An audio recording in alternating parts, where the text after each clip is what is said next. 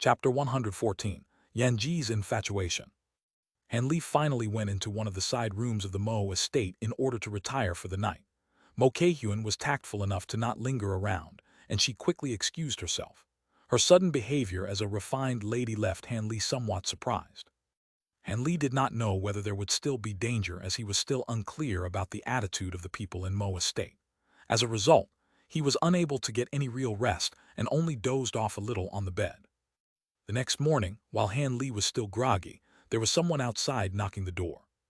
Could it be that little demoness? Han Li frowned, but soon shook his head. This smooth knocking sound is definitely not Mo Keihyun's style, but only a few people know that I'm staying here. Han Li was a bit suspicious. He found a towel to wash his face, then went to open the door.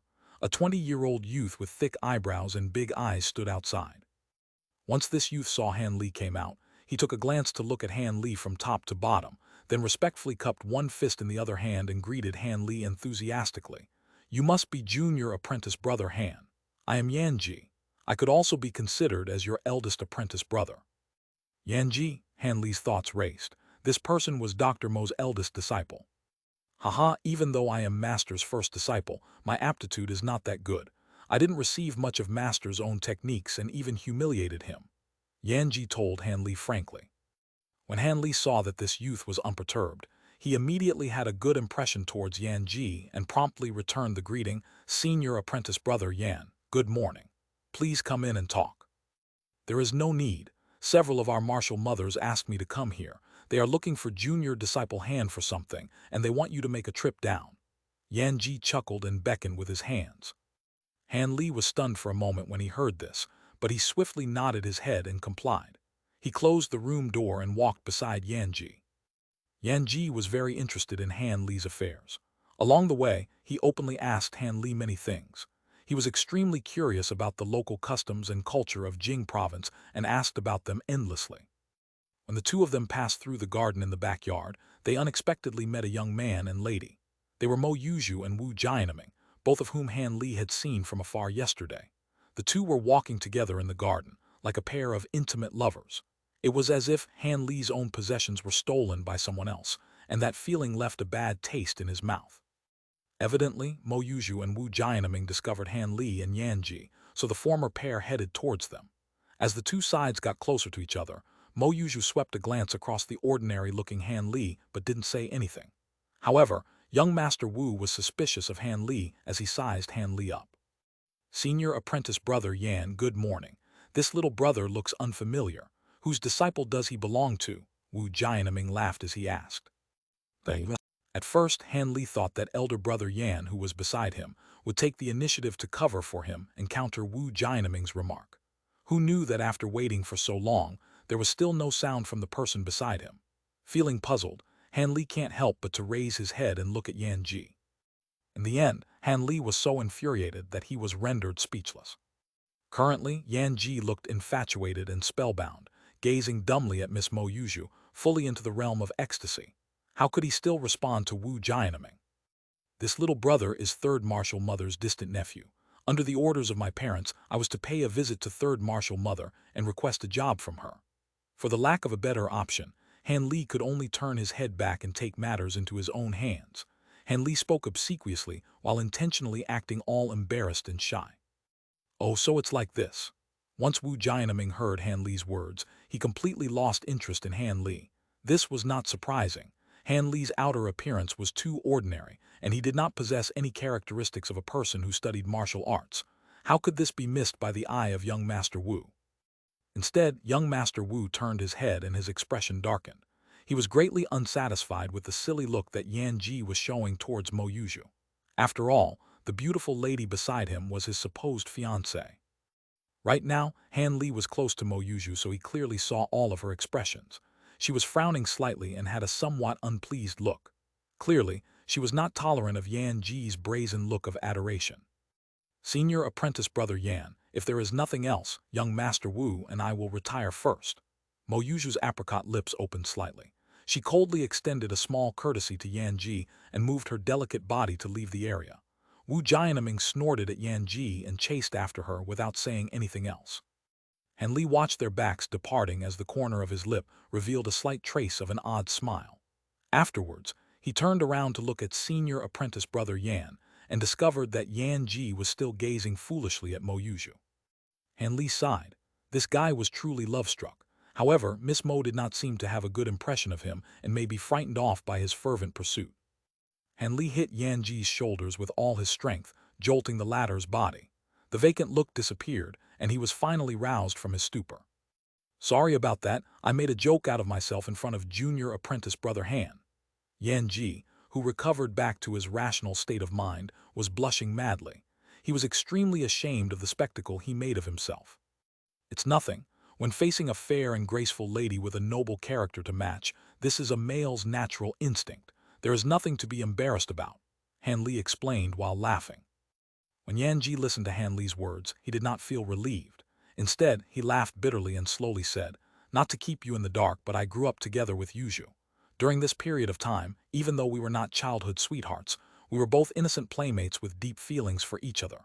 Unfortunately, when Yuzhu grew up, she treated me like a brother without showing any other interest in me.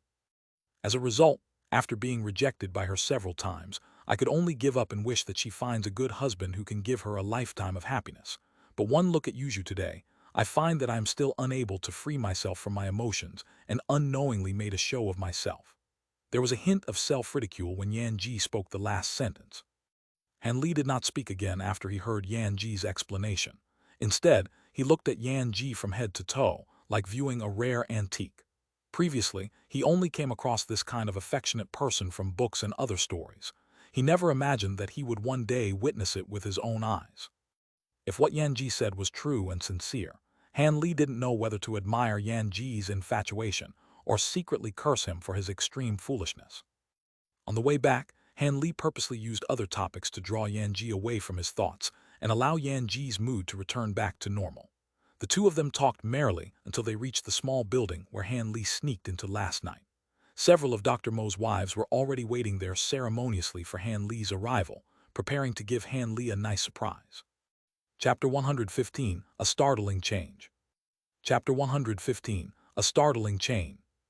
Just as they reached the second floor, before Yan Ji could knock on the door, Lady Yan's voice came from within the room.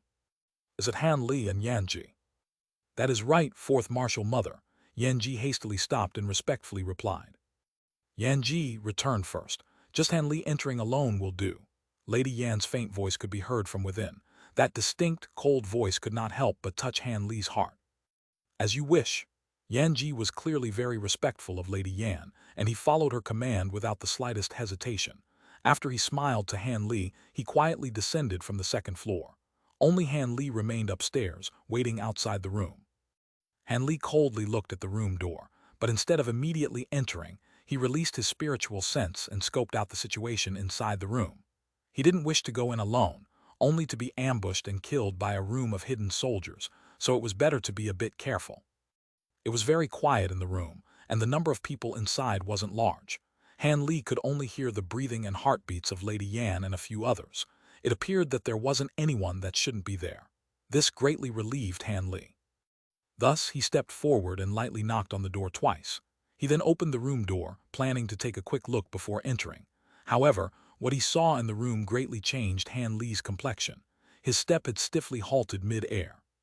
The room was the same as the night before. The chairs, desks, and decorations were all exactly the same. The only thing different were the beautiful women's style of dress. Lady Yan and the other beautiful wives were all wearing white silk mourning clothes from head to toe. They all sat on chairs and unwaveringly gazed at Han Li with cool eyes. Han Li's complexion turned somewhat pale. However, he was not scared, but rather annoyed with the deceased Dr. Mo. It was very clear why Dr. Mo, that old fox, had forced him to travel such a great distance. It seemed that he had guessed correctly. That letter had contained a hidden message that gave the tigresses news of Dr. Mo's death. It was as if they were waiting for Dr. Mo's murderer to visit them voluntarily. Han Li took a deep breath and returned his complexion to normal. He then entered the room in large strides. Without a trace of politeness, he looked for a chair and arrogantly sat across from the wives. After seeing them not say a single word, he planned to observe how these women would deal with him in the end. It was clear Han Li's completely unrestrained action was intended to tear away at their faces. However, largely against his expectation, he had thrown them into confusion, each of their expressions having nothing in common. Second wife Li's expression turned green. It was clear this Han Li, who had so clearly said martial mother yesterday, was now daring to brazenly act as if he were meeting with those of the same generation. This second wife was born of a scholarly family and paid great attention to generational separation. Now that she had come across this chap who was unfilial towards his master, how could she not tremble with anger? TL. Separation of the young and old generations. Respect your granny, kids. Third wife Liu differed greatly from Lady Li. Not only did she refrain from getting angry, she also looked toward Han Li with a very interested expression. However, because of her astonishing glamour, Han Li didn't dare to look at her directly, and had simply looked at her with a sweeping gaze. Lady Yan and the cool, elegant Lady Wang were about the same. They wordlessly looked at Han Li with gazes brimming with a freezing chilliness. Your courage is awfully great, my lord husband's last disciple. After the time it took to make a cup of tea, Lady Yan eventually opened her mouth, her words containing a mocking intention. Everyone could clearly hear her ridicule. Martial mothers, whatever you wish to know or wish to say, please say them directly. I don't wish to hear nonsense or unnecessary words, Han Li said with a blank face. Han Li had clearly understood. If a wife were to bicker about how terrible she felt, and then the other wives would engage in a verbal duel. Rather than expand a great deal of effort to resolve this, he felt that he may as well get straight to the core problem. This was what he believed. Since there were no saber lights or sword shadows belonging to hidden experts inside the room, Han Li speculated that the wives currently had no plans to dispose of him. It seemed they either had misgivings or had demands for him. Since it was like this, there was no need to be too polite. In any case, Dr. Mo's death was an invitation for disaster. He had nothing to be ashamed of. Although Lady Yan had much knowledge about all sorts of battles between men, the rupturing tone of Han Li's words nearly made her speechless. Fine, I will ask then, was my lord husband killed by your traitorous hands? Second wife could not help but want to spit fire from her elegant eyes. Her scholarly air had completely vanished, leaving behind only a face of resentment. Second sister. Lady Yan wrinkled her brow and softly called her, as if to prevent the second wife's questions from immediately causing both parties to fall into disagreement. This Lady Li is actually quite frank to directly bring the most crucial question to the table. Han Li inwardly sneered, thinking of this. It could be said that I killed him, but it could be also said that he killed himself, Han Li said indifferently. This sentence caused the wives sitting across from him to be shocked. They believed that Han Li would either readily deny it or simply brazenly admit it. What were they supposed to do if they could not make sense of the answer? Second wife Li stared blankly for a moment, but she immediately became agitated. She clearly believed that Han Li was playing with them. What is this nonsense? It was clearly you who harmed him, Lady Li tremblingly retorted. How are you certain that I killed him? Did you see it with your own two eyes? Han Li asked, no longer polite. He clearly understood that Dr. Mo had written that he was murdered in the letter. Naturally, they weren't completely certain whether or not he had died by Han Li's hand. Han Li guessed that the letter, which Dr. Mo had set aside for these wives, contained nothing but a few speculative words. As a result, Han Li could completely refute these misgivings. Since you've said this, tell us women how our lord husband was murdered once through. If you are truly unrelated, we won't deliberately treat you unjustly. The cool, elegant fifth wife Wang, who had been silent all along, finally spoke. Chapter 116, Falling Out. Chapter 116, Falling Out. Hearing these words, he raised his head to yawn. Then he sneered, saying, Treat me unjustly. Those are some grand words. You think I am truly scared of your Mo estate. Were if not for the many days I had teacher Mo for a master, imparting onto me his great medicinal expertise, and the foul reputation I would receive for bullying women. Humph! Against you, with only a single hand, I could kill this entire Mo estate without allowing even a dog or chicken to remain. Han Li's words chilled to the bone, his expression extremely sinister. Han Li determined his plan. Since he was unable to cheat the Mo estate of the precious Jade, he would adopt a sinister attitude and only used unyielding methods. He planned to show a bit of his skill and have the wives know that this man was difficult to handle, forcing them to hand over the precious warm Yang Jade. When Lady Yan and company had first heard Han Li's fierce words, they all had stunned expressions. But soon after, they smiled bitterly. Third wife Liu even bent backwards from her blossoming laughter. It was clear that these wives were not convinced by Han Li's words, but soon their faces were completely frozen. That was because Han Li had extended a finger. A fireball suddenly appeared at his fingertip. When this wine-cup-sized fireball appeared, the entire room's temperature suddenly rose. It was as if the wives had entered a scorching summer. Then Han Li coolly gazed toward them, as if he were trying to find a target for his fireball technique, in order to have these wives know he was somewhat ferocious. However, he did not expect that before Han Li made a move, Lady Li couldn't help but yell "Cultivator," with an expression of fear. The rest of them also turned deathly pale. Looking at the 5 wives with an ice-cold expression, he saw that they were emotionally moved and looked at Han Li with gazes full of astonishment. These women knew about the existence cultivators but were unexpectedly frightened by Han Li. Their expression appeared even more gloomy. "You truly are a cultivator." Third wife Liu widely opened his beautiful eyes, asking with some doubt. Han Li snorted. "Hula." Without saying anything further, he simply shot the fireball toward the table next to Lady Liu and reduced it to ash in the blink of an eye. This action filled Lady Liu's face with fright, completely whitening it. She immediately stood and recoiled several steps away from the ashes before shakily coming to a stop. Currently, if any other man saw that lovely, delicate face, they would have immediately fallen crazy for her. Unfortunately, Han Li absolutely could not appreciate this view. He was currently staring at Lady Li, who had shouted "Cultivator." He asked with a cold voice, "Second wife, how do you know of cultivators? Could it be you've seen other cultivators before?" Lady Li became terrified. She was greatly fearful of Han Li's status of a cultivator. "Don't ask, second sister. I will tell you about matter regarding cultivators." From the side, Lady Yan closed her eyes with a tired expression before interrupting Han Li's questioning. "Oh, then could you enlighten me?" Han Li stroked his nose, his expression somewhat relaxed. "This isn't something to hide. Jia Yuan City has a large population, and everyone knows of the existence of cultivators." After Lady Yan opened her eyes, she said this with a bitter smile. "Even some people outside the city have seen the wars between cultivators with their own eyes. It is said they could call the wind, summon the rain, and control blasts of fire.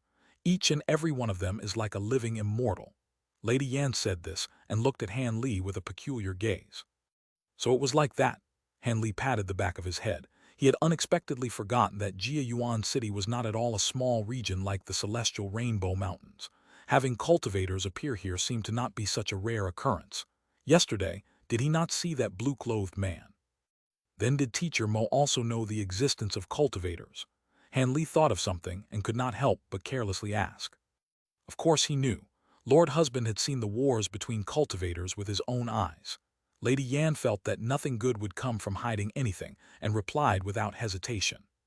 Dr. Mo was quite infatuated with cultivators, so it turned out that he had previously seen a true cultivator. Unfortunately, he did not have spiritual roots and wasted his many schemes, even bringing slight benefits to myself, Han Li thought. However, Han Li suddenly felt somewhat baffled. Why was Lady Yan currently so obedient? Whatever he asked, she sincerely replied. The slightest temperament was absent. On the mere basis that he was a cultivator, the other party had completely surrendered. Han Li found this hard to believe. Han Li carefully observed Lady Yan's expression and found that she had an easy, relaxed expression with some slight impatience. Could it be she stalling for time? Han Li wrinkled his brow and released his spiritual sense.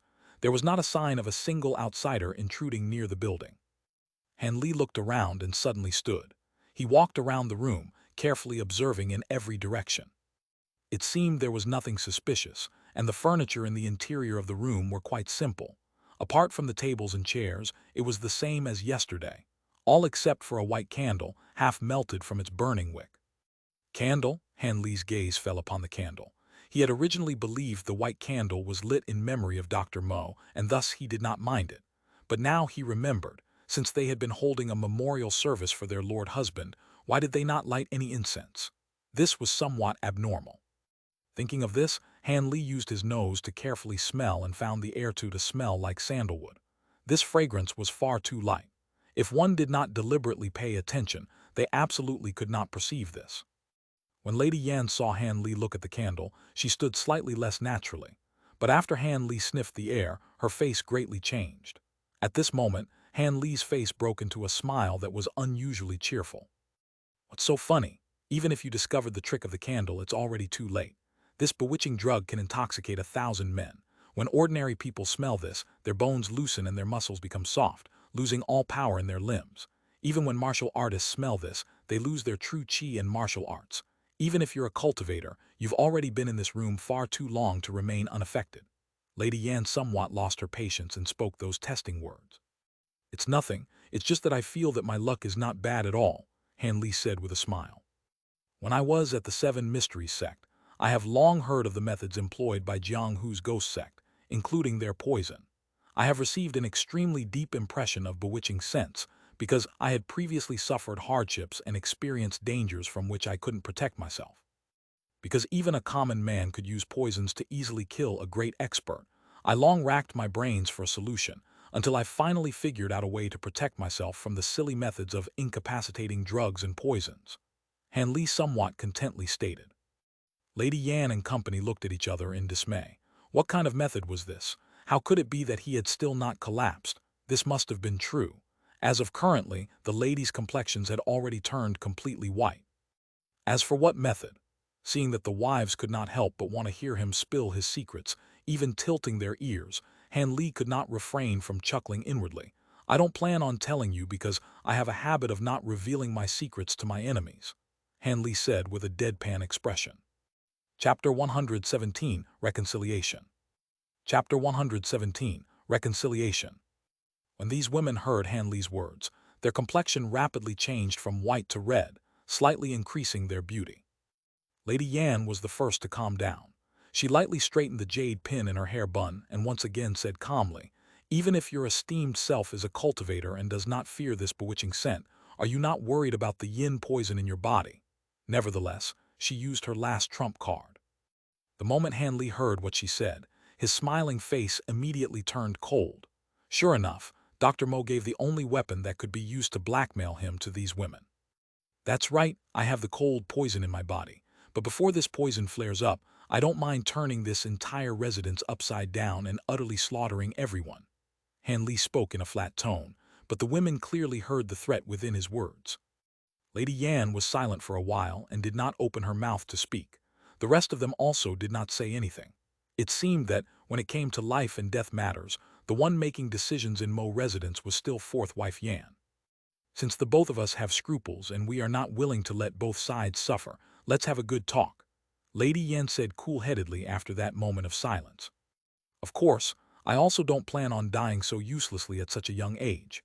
Concerning his own life, Han Li did not put up any airs. He gladly agreed to her suggestion.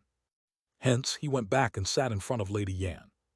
However, before we start discussing, I, your servant, would like your esteemed self to repeat how my lord husband got murdered. After all, we were once husband and wife. We would only be reassured if we knew the real cause of his death. But be at ease, even if Lord Husband died by your hands, we would not have any ulterior motives. After all, we are orphans and widows, we cannot go looking for trouble and personally seek the road to death. Lady Yan's last sentence was spoken so desolately, making it seem as if Han Li was the kind of evil tyrant who bullied women and children. One look at Lady Yan's face and Han Li can't help but have a headache. Even though he knew Lady Yan was just acting, when he saw her miserable state, he felt his heart soften a little. Wasn't it just telling them how Dr. Mo was murdered? There was nothing to cover up in this matter. After all, Han Li acknowledged that Dr. Mo's death was not his fault. Instead, it was Dr. Mo and Yu Zhidong who should be blamed for courting disaster. All right, I can describe Teacher Mo's death in detail, but after you all have listened and still insist on taking revenge on me, I will oblige you at any time. Han Li agreed to their suggestion after pondering for a while. Many thanks to young master. When Lady Yan heard that Han Li was willing to speak the truth, her face immediately opened up and revealed a delighted look. This was what happened. I was deceived by Dr. Mo. After practicing eternal spring arts for 4 years, only then did I discover. Han Li patiently told them how he was cheated, poisoned by Dr. Mo, and forced to practice the eternal spring arts. He explained that Dr. Mo had wanted to occupy his flesh body by entering his body and consuming his fundamental essence. Naturally, Yu Zhidong had then appeared and narrated the entirety of his schemes. Han Li finally discovered about his body's yin poison and had no choice but to come to the land province and detoxify himself with the precious warm yang jade. He narrated the events the way they truly happened. Han Li wanted these wives to know that in the occurrence of Dr. Mo's death, Han Li was the true victim. He hadn't slighted the Mo estate in the least. After Lady Yan and the other wives finished hearing Han Li's heart-shaking tale, they couldn't help but look at one another. If Han Li's words were true, then their lord husband's death was not truly Han Li's fault. In addition, hearing the methods that Dr. Mo had used and his shrewdness, they greatly matched the long-acquired impression they had of their dead husband. Furthermore, the bits of information that the hidden letter revealed didn't contradict his story in the slightest. They estimated that his story should more or less be true. If your esteemed self had spoken the complete truth, then our lord husband's death truly was not yours to blame. This was rather the fault of Yu Zhidong's ruse, otherwise how else would our lord husband have died? Lady Yan lightly sighed. Her words made Han Li raise an eyebrow. This Lady Yan is far too favorable toward her own lord husband. With a few words, she easily pushed the entirety of Dr. Mo's wrongdoings onto the deceased Yu Zhidong, cleaning Dr. Mo of the blame entirely, as if he were also a victim. Han Li stared at Lady Yan with widened eyes. Although his mouth did not say anything, his expression showed a strange emotion and made his meaning completely clear. Lady Yan, under Han Li's attentive gaze, did not blush or jump. She only turned a blind eye. Han Li inwardly bitterly smiled. This woman's face was quite thick, not one bit thinner than a man's. He could not help but turn his head to look at the expressions of the other wives. Third wife Liu still had a smiling, cheery appearance and didn't have the slightest change. When she saw Han Li looking over, she gave him several flirtatious glances, causing Han Li to remain silent. When second wife Li saw Han Li looking at her, she looked ill at ease and faintly lowered her head. She certainly was worthy of being called a girl from a wealthy family, as well as educated and well-balanced. It was clear she was somewhat ashamed of Lady Yan's words from a moment ago. As for fifth wife Wang, although this cool, elegant young woman was expressionless, she was entirely focused on tangling her fingers together, exposing an abnormality of her heart. As for her attitude, Han Li did not know. However, according to young master's words just now, we have no deep animosity or hate toward one another. In that case, it would be best to conduct peace talks. Lady Yan opened her almond lips and faintly said this. When Han Li heard Lady Yan's words, he turned his head and faintly stated, "What is there to discuss? Give me the precious warm yang jade, and I will turn around and leave, certain to no longer disturb the Mo estate." "That is out of the question." Lady Yan faintly smiled and immediately gave a flat decline. "Why is it unacceptable?" Han Li said, unagitated. "Yesterday, young master was outside the servant's room and should have heard much of the vile situation the Mo estate is in. It should be quite clear to you, sir, that without external assistance, our Mo estate will be completely exterminated. It is only a matter of time.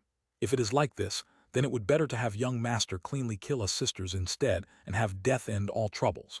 Lady Yan pitifully lamented with red eyes. When Han Li heard this, he bafflingly stared at Lady Yan without speaking, directly looking at Lady Yan's scarlet cheeks. However, she stubbornly continued to refuse to meet Han Li's gaze. Han Li let out a long sigh. He now knew where Mo Keihyun, that little demoness, learned her clever schemes. It was clearly from imitating this older demoness. Chapter 118 Choose One. Chapter 118 Choose One. With all this said and done, what do you all think? Be honest, I don't want to have to beat around the bush again, Han Li coldly said. It seemed he wasn't influenced by Lady Yan's act in the slightest. Lady Yan wrinkled her brow. The youth in her presence was far more difficult than she had anticipated. Neither hard nor soft methods were effective. Rather, she had no way of knowing how to deal with him. "Could it be that you truly want us to immediately hand over our last resort and reveal our affairs to the enemy?" Lady Yan was somewhat unresigned. With the many years of handling the fearsome Flood Dragon Association's power, she clearly understood when to be a bit lenient and when to immediately put one entire hand on the table. She turned her head to look at fifth wife Wang. Within these sisters, only Lady Wang was able to oppose her decisions. Therefore, she looked at her to see whether or not Lady Wang had a proposal. "The matter of discussion with this person I will leave to fourth sister, with whom I have no objections whatsoever." Lady Wang saw the meaning in Lady Yan's gaze and said, as cold as ice. When Lady Yan heard this, she was inwardly elated and had somewhat calmed her heart. "Very well. Since sir does not want to beat around the bush, then we sisters will get right to the point and directly tell you the conditions." As these words left Lady Yan's mouth, she completely regained her bearings as the leader of one of Jia Yuan City's three major gangs. The feeling of that delicate, powerless young married woman from before was completely obliterated. Her body dispersed the prestige of a leader. Good, from the beginning I wanted to engage in talks as equals. Han Li faintly smiled. So long as you exterminate the fearsome Flood Dragon Association's sworn enemies, the Rainbow Sect and the Hegemon's Villa, the Mo estate will no longer trouble you in the future, and we will also immediately offer you the precious warm Yang Jade. Furthermore, we will let you choose one of our daughters, whomever you fancy, as your wife. However, if you're unyielding in your plan, rob the precious Jade from us, or perhaps threaten us sisters, then your esteemed self will have been mistaken. I have already handed over the precious Jade to my trusted confidant. If there is the slightest sign of trouble, then it will immediately be destroyed, ending us in mutual destruction. Lady Yan said with an imposing expression. Lady Yan, are you not afraid of the wind cutting your tongue? Have me, this one person, exterminate the Rainbow Sect and the Hegemon's Villa. You must be truly absurd for thinking of this. Han Li seemed to have already anticipated Lady Yan's threat and wasn't alarmed at all. He had already known that the precious warm Yang Jade could not be acquired by acting rashly. Aside from their threats, he still didn't know how many secret recruits they harbored, and thus capturing the other party and interrogating the whereabouts of the precious Jade would simply end in failure. It would be best to make the other party willingly give it to him. Young Master Han, are you not a cultivator? How could these people of Jianghu be a match against your distinguished self? In addition, we don't want you to kill the gang in its entirety. Causing a few of their main leaders to disappear would be enough. This time, the gorgeous young third wife, after giving Han Li a soul-shaking, enchanting smile, said this with her graceful voice. What about being a cultivator? I don't know of other cultivators, but I do know of my own abilities with clear certainty. You can't just foolishly send one person to confront a large gang of several thousand members. Do you all truly believe that cultivators can outrageously murder ordinary people without fear of repercussion? Han Li coldly glanced at third wife. The awing chilliness froze her smiling expression. Under the effects of the eternal spring arts and a vigilant mind, he returned the gaze of her bewitching charming technique. How could it possibly affect him? Why, does young master mean that there are limitations to what cultivators can do to ordinary people? Lady Yan asked, somewhat surprised by this revelation. I'm not very certain of the specific details. After all, I haven't been a cultivator for long, so I wasn't truly in contact with these rules. Han Li dully said.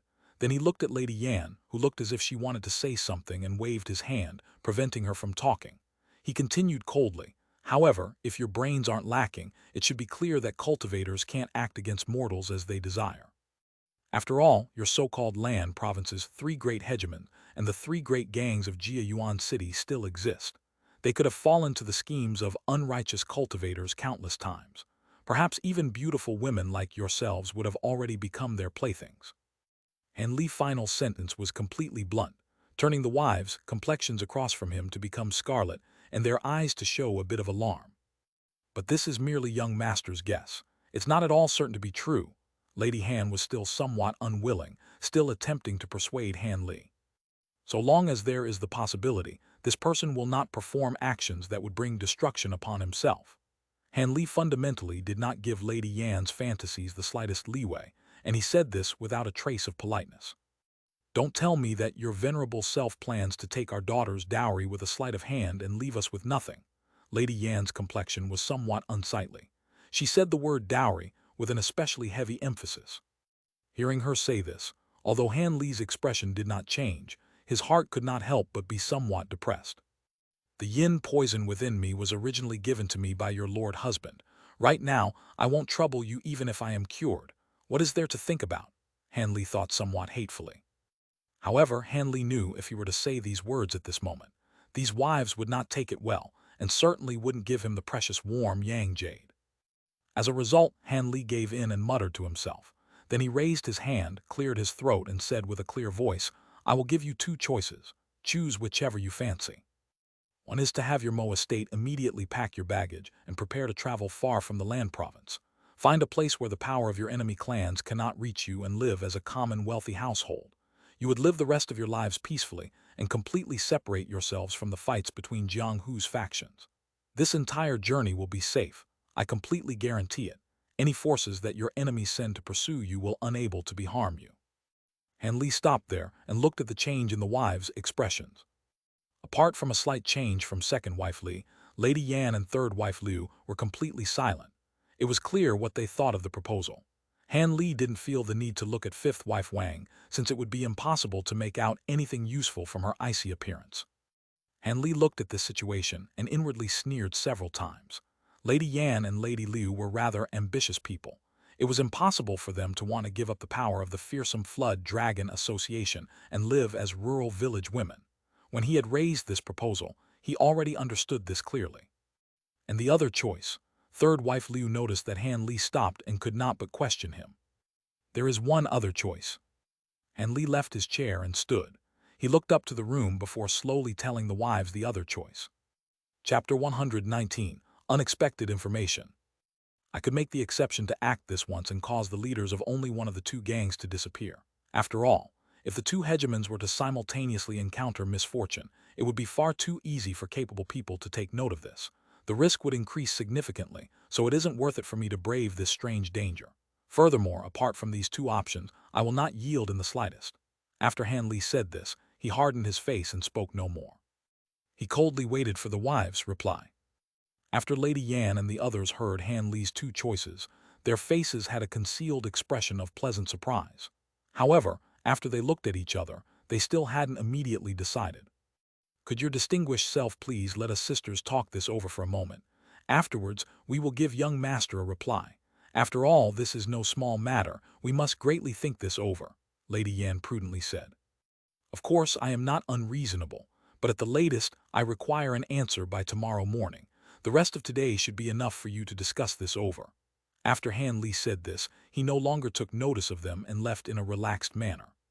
Han Li climbed down the stairs and did not return to his room. Instead, he gave the burly gate guards a baffled sight as he arrogantly left the Mo estate. After he determined there was no one following him, Han Li returned to the inn he where stayed at initially. As he entered the inn, Sun Ergu hurriedly welcomed him. If there is anything to say it in my room. Without waiting for Sun Ergu to start speaking, Han Li indifferently commanded him. Yes, esteemed young master, Sun Ergu respectfully followed behind Han Li. Entering the room, Han Li sat on the couch and stretched himself before saying indifferently, seeing your urgent appearance, it seems you have something important to tell me. Young master, there has been an extraordinary event. I must report it to you, sir. Sun Ergu mysteriously replied, unintentionally advancing half a step. If there is something to say, then say it. Don't be nervous. Han Li looked at Sun Ergu with a tilted glance. This humble person isn't feigning mystery. A rather unexpected event has occurred. This humble person obtained the exact information to present to young master.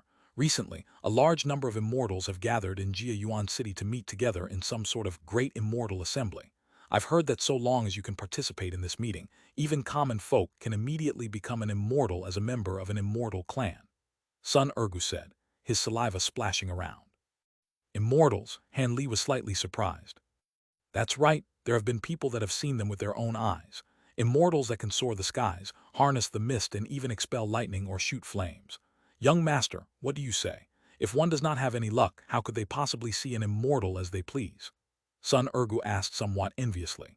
Seeing his appearance, it seemed he had completely replaced himself with a person who couldn't wait to see an immortal. Han Li had already stopped listening at this point. What Sun Ergu called immortals were actually cultivators. However, how did a gangster find out about the meeting of cultivators? Han Li was somewhat shocked. How do you know of this? Do you know much about the person who gave you this information? Han Li asked with interest. This information is completely reliable. It is what my gang brothers have told me. However, because my gang leader is afraid of immortals, he ordered us to seal our lips. Only the upper division of the 4th level gang knows this information. I have also obtained similar information from a drunken noble. I imagined that young master, being such an expert, would be interested. As a result, I hastily rushed over and waited until young master had returned. Sun Ergu said, eager to take credit for his information. Oh, I will not forget your hard effort. However, first specifically explain how those in your gang evaded the notice of those immortals after learning this information. Han Li earnestly investigated in detail. This related to the reliability of the information. Therefore, Han Li didn't dare to be careless. I also heard that drunk noble said it was like this. Sun Ergu didn't dare to speak false words and honestly informed Han Li. Originally, the news from a small gang leader of the fourth-level gang. Several days ago, he was conducting a large business transaction in the West City outskirts, but who would have thought the information was incorrect? The other party was far too greedy and had planned to kill everyone before escaping with the wind. In order to escape pursuit, he hid in a tree hole in the nearby woods. But unexpectedly, although the enemy had not found him, an incomparably large, monstrous eagle suddenly fell from the sky. That eagle's frightening appearance scared the gang member stiff. This man was quick-witted in the moment of crisis, and suddenly thought to use the widely spread Jiang turtle breath art.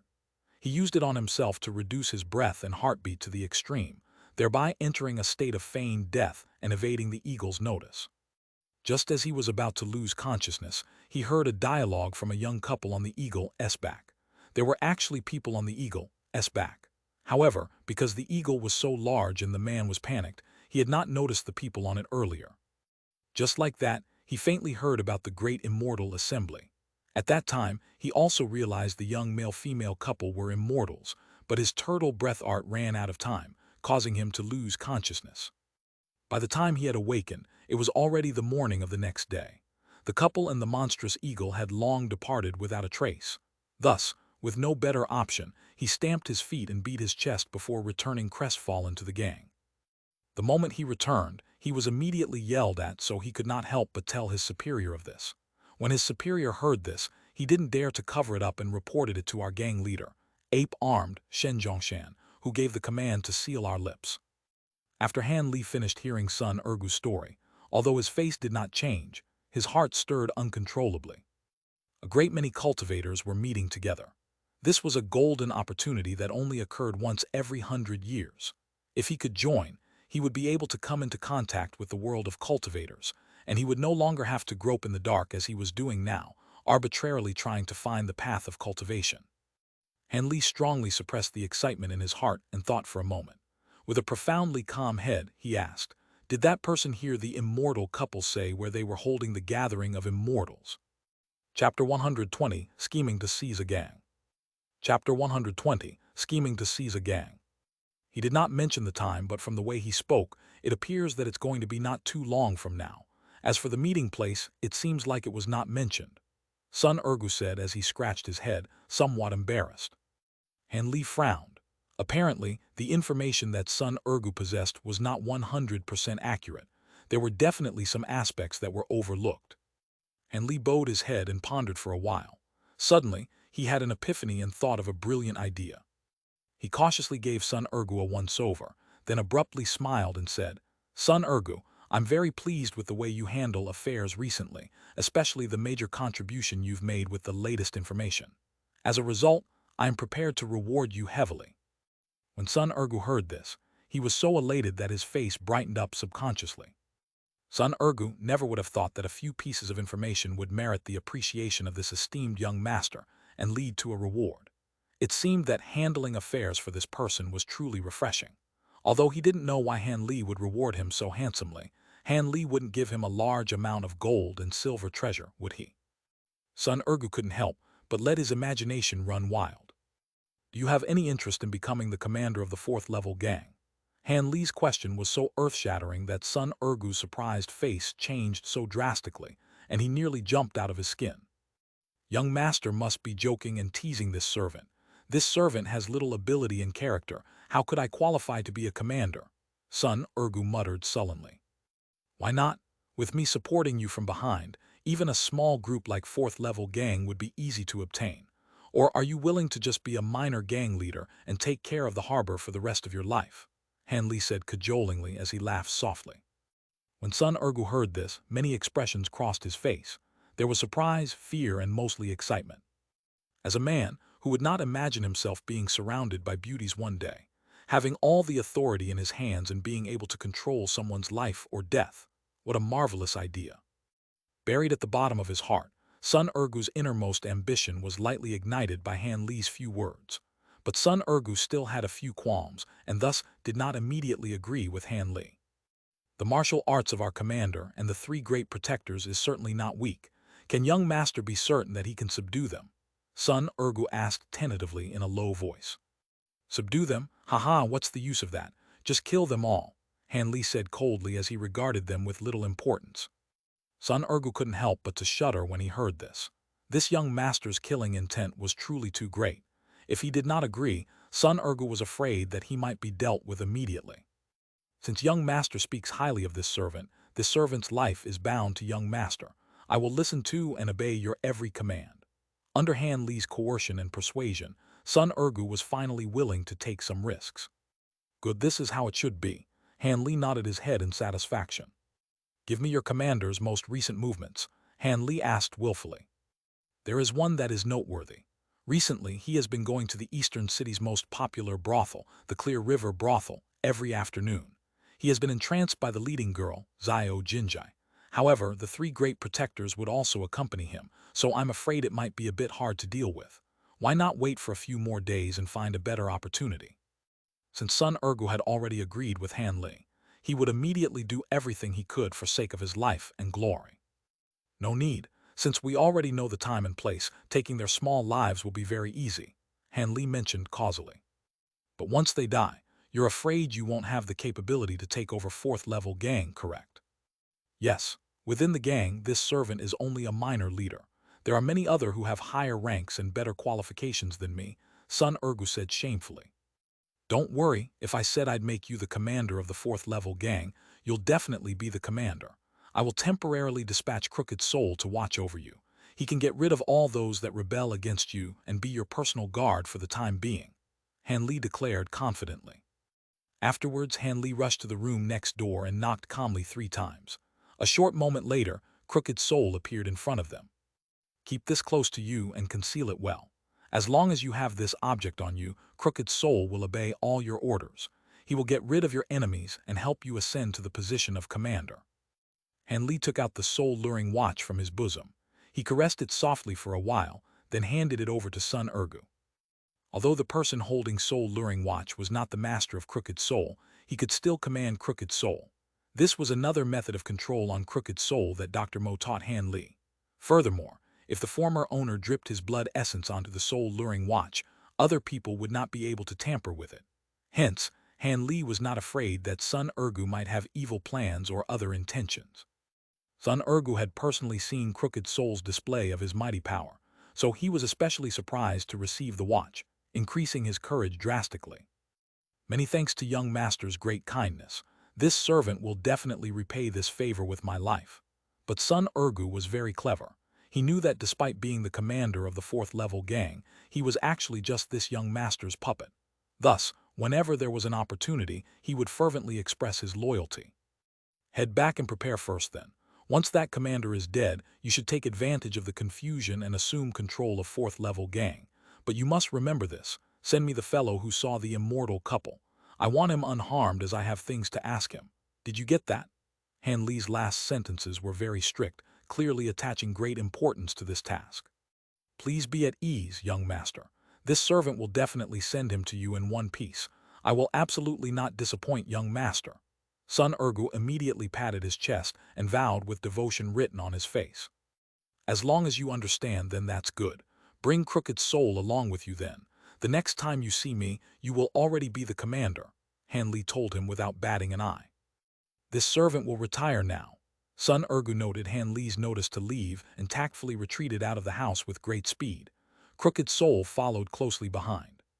The moment Sun Ergu left the house, Han Li stood up. Within the house, Han Li turned in a semicircle and suddenly let out a prolonged mellow whistle. Then, from the outside, the cloud-winged bird dived in and landed on Han Li's shoulder. Han Li extracted a bottle from his bosom and poured out the cloud-winged bird's favorite yellow chestnut pill, which he gently fed to the bird. Then he softly said, "Little fellow, catch up with the person who just left the house. If he leaves the city walls to escape, immediately return and tell me." When the cloud-winged bird finished listening to Han Li's words, it chirped intelligently and proceeded to fly out of the window, disappearing into the sky. Chapter 121, Clear River Brothel. Chapter 121, Clear River Brothel. Shen Zhongshan's current mood was quite good.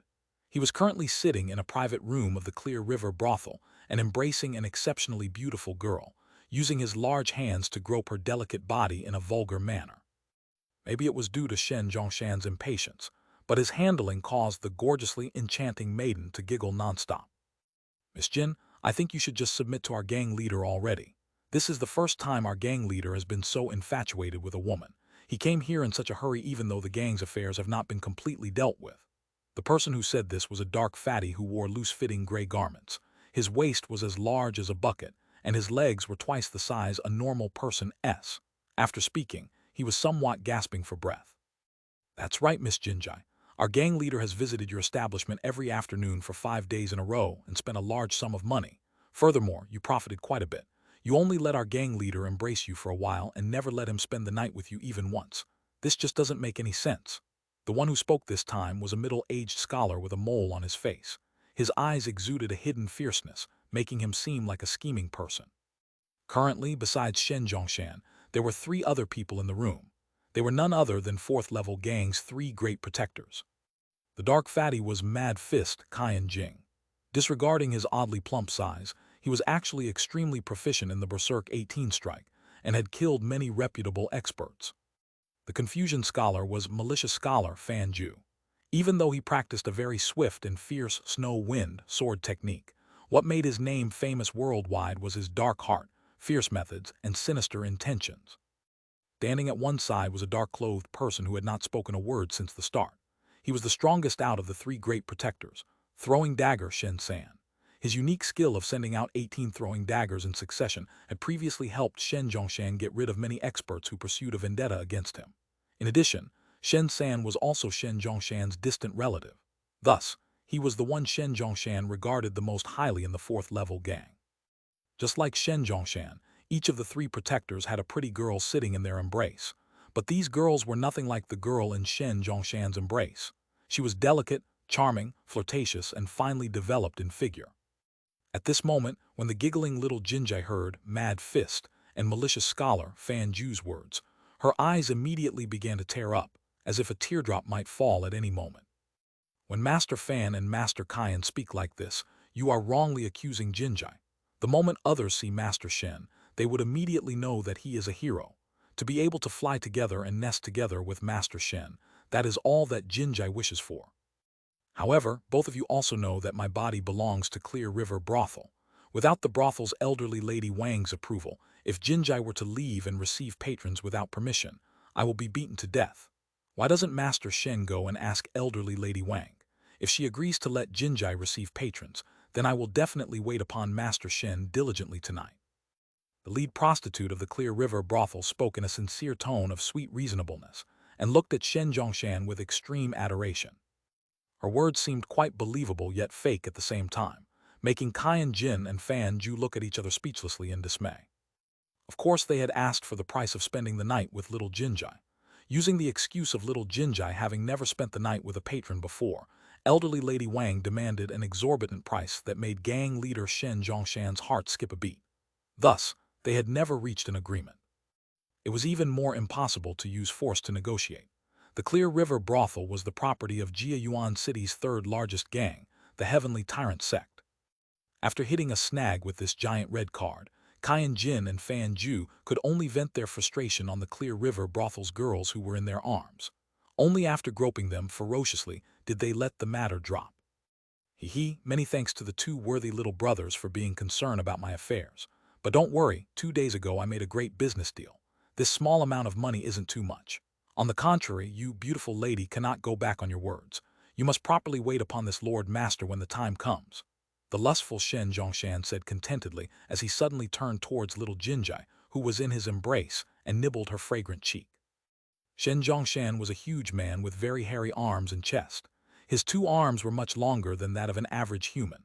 Thus, his whole person looked like a beast wearing clothes, truly so ugly that he could frighten people. A few years ago, this extremely boorish man used open arm punch, a skill that he mastered to perfection, to kill the 4th-level gang's predecessor, Gu Tianpo, and his trusted aides, the 4 great warlords, thereby seizing the position as gang leader. Therefore, in the entire Jia Yuan City, he was definitely a part of the top-ranking experts and must not be underestimated. Master Shen. Little Jinjai appeared very bashful when Shen Zhongshan sneakily bit her cheek and behaved like a spoiled child in his arms, making Shen Zhongshan quite pleased with himself as he laughed heartily. Dong dong, dong dong. Right in that moment someone knocked on the door. Who is it? The dark fatty, mad fist, Kyan Jin was unhappy and shouted out the question in a bad mood. I am here to deliver beverages to the gentlemen in the room. The voice of a youthful male came through from the outside. Then why are you taking so slow to deliver? I've already complained that there are not enough drinks. The dark fatty spoke without thinking when he heard the reply. In the wake of Kyan Jin's words, a young man wearing servant clothes came in. The ordinary-looking youth was holding a tray with both hands. There were several dishes and 2 bottles of alcohol on the tray. Quickly bring the alcohol here. I want to see how it tastes like. Fatty Kyan Jin was a typical drunkard. Thus his eyes immediately brightened up and he clamored incessantly when he saw the 2 bottles of alcohol. Yes, this servant will carry it to you. This person, with an appearance of a young servant, walked forward a few steps and placed a wine cup on the table. The moment the fatty saw the wine cup, he immediately grabbed it in his hand and wanted to down it to taste its flavor. Wait, fatty! The quiet black-clothed person, Xianxia, suddenly stopped Kyan Jin from pouring the alcohol into his mouth. Chapter 122, Kill by Poison. Chapter 122, Kill by Poison. What's going on? Kyan Jin asked, baffled by Xianxia's warning. Due to his continuous trust in Xianxia, he unconsciously stopped himself from drinking the alcohol. The one who originally served the food wasn't you but was someone else. Xianxia did not pay notice of the fatty's misgivings, but instead kept his hand on the saber at his waist and slowly stood. He coldly asked the young servant with the wine. Because there are too many guests, Li went to another room to run some errands. I am his replacement. Uncle, what's wrong? This young servant was looking attentively at Xianxia. His complexion turned completely white after a moment as he replied, completely fearful. Seeing this person's expression, Xianxia's expression had somewhat relaxed. However, he still seemed ill at ease. He turned his head to the little Jin embraced by Xianxia and asked, Miss Jin, do you know this person? Is he truly a person from your Clear River brothel? This amazing beauty showed an expression of embarrassment, but still somewhat awkwardly said, I won't conceal this from you, Grandpa Shen. This person does seem really unfamiliar, however. Our Clear River brothel contains over several hundred people. For this woman, having not seen someone before is not such a strange matter. Haha, little San, aren't you bothering Miss Jin? How could such a delicately sweet beauty recognize everyone beneath her? Could it be you believe that this person infiltrated this establishment as an assassin? Xianxia unconcernedly asked as he lowered his head onto the attractive woman at his side and took a few strong whiffs. Boss, we make our livings on the blade's edge. It would be to our utmost advantage to be careful. Xianxia's face was expressionless, and he sent a rigid look at the youth delivering the plate. This person's footsteps are careless, and his eyes have no spirit. With a single look, you can tell he is no martial artist. If you still don't feel at ease, I still have a method that will identify his authenticity. The malicious scholar Fan Ju coldly laughed several times and darkly stated. Ever since he entered the 4th level gang, he had long been dissatisfied with the trust Xianxia placed in Xianxia, as well as the claim that Xianxia deserved the title of the 4th level gang's brains. He decided to disgrace Xianxia rather nicely. Oh, what kind of method? My old pal Fan, don't hesitate to test it out.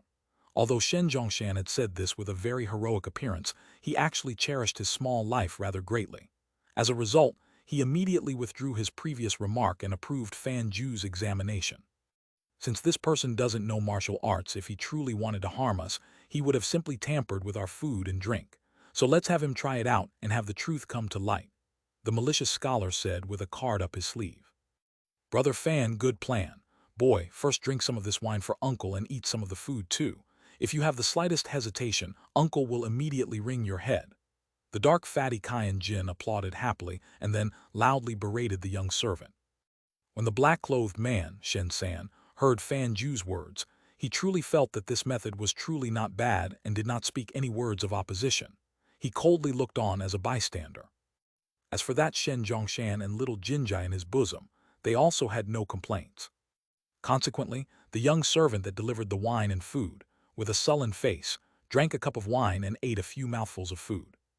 Seeing this person come out unscathed after eating the food and drinking the wine, Fan Ju complacently smiled and said to Xianxia with great emphasis, It seems my boy Shen was overly cautious.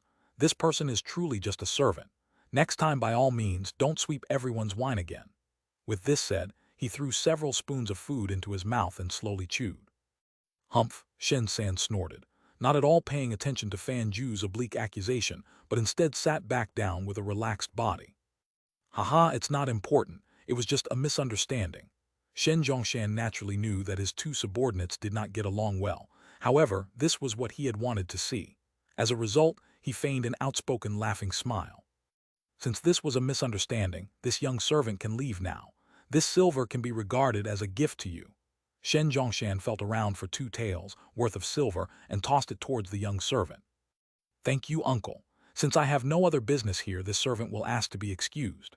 The youth, dressed as a young servant, saw the silver with delight and withdrew in high spirits, closing the room's door as he left. Uncle Shen is truly generous. In the future you can't be stingy toward Jinjai either. Little Jinjai's sweet, coquettish voice spread throughout the room. Of course, beautiful, you are uncle's dearest treasure. So long as you serve this uncle well, he definitely won't treat you unfairly. Come, brothers, let us all drink a cup. We won't be returning sober. Shen Zhongshan's broken, harsh voice spread outside the room, where the youth could hear everything clearly. The youth outside the room suddenly sneered. He did not immediately leave, but rather secretly eavesdropped in the vicinity, standing there like a ghost. He was motionless, as if he were waiting for something. After the time it took to make a cup of tea, frightened yelling abruptly came from within the room. Poison. The food and drinks are laced with poison. I've been poisoned. Just after he said this, the man strangely laughed 2 times before his breath halted.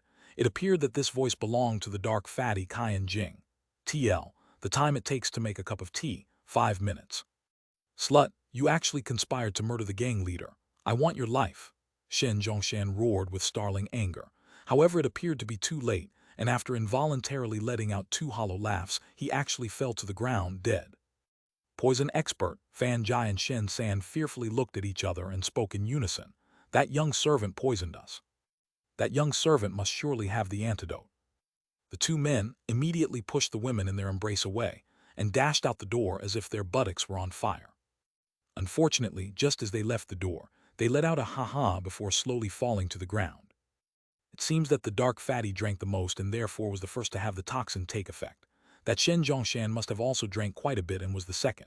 As for the black-clothed person and the scholar, although they did not drink much, the toxicity of my laughing soul powder is fierce. So long as a single drop is consumed, death will be certain, without a doubt. The youth leisurely thought. Afterwards, he waited for a moment before opening the door and entering the room.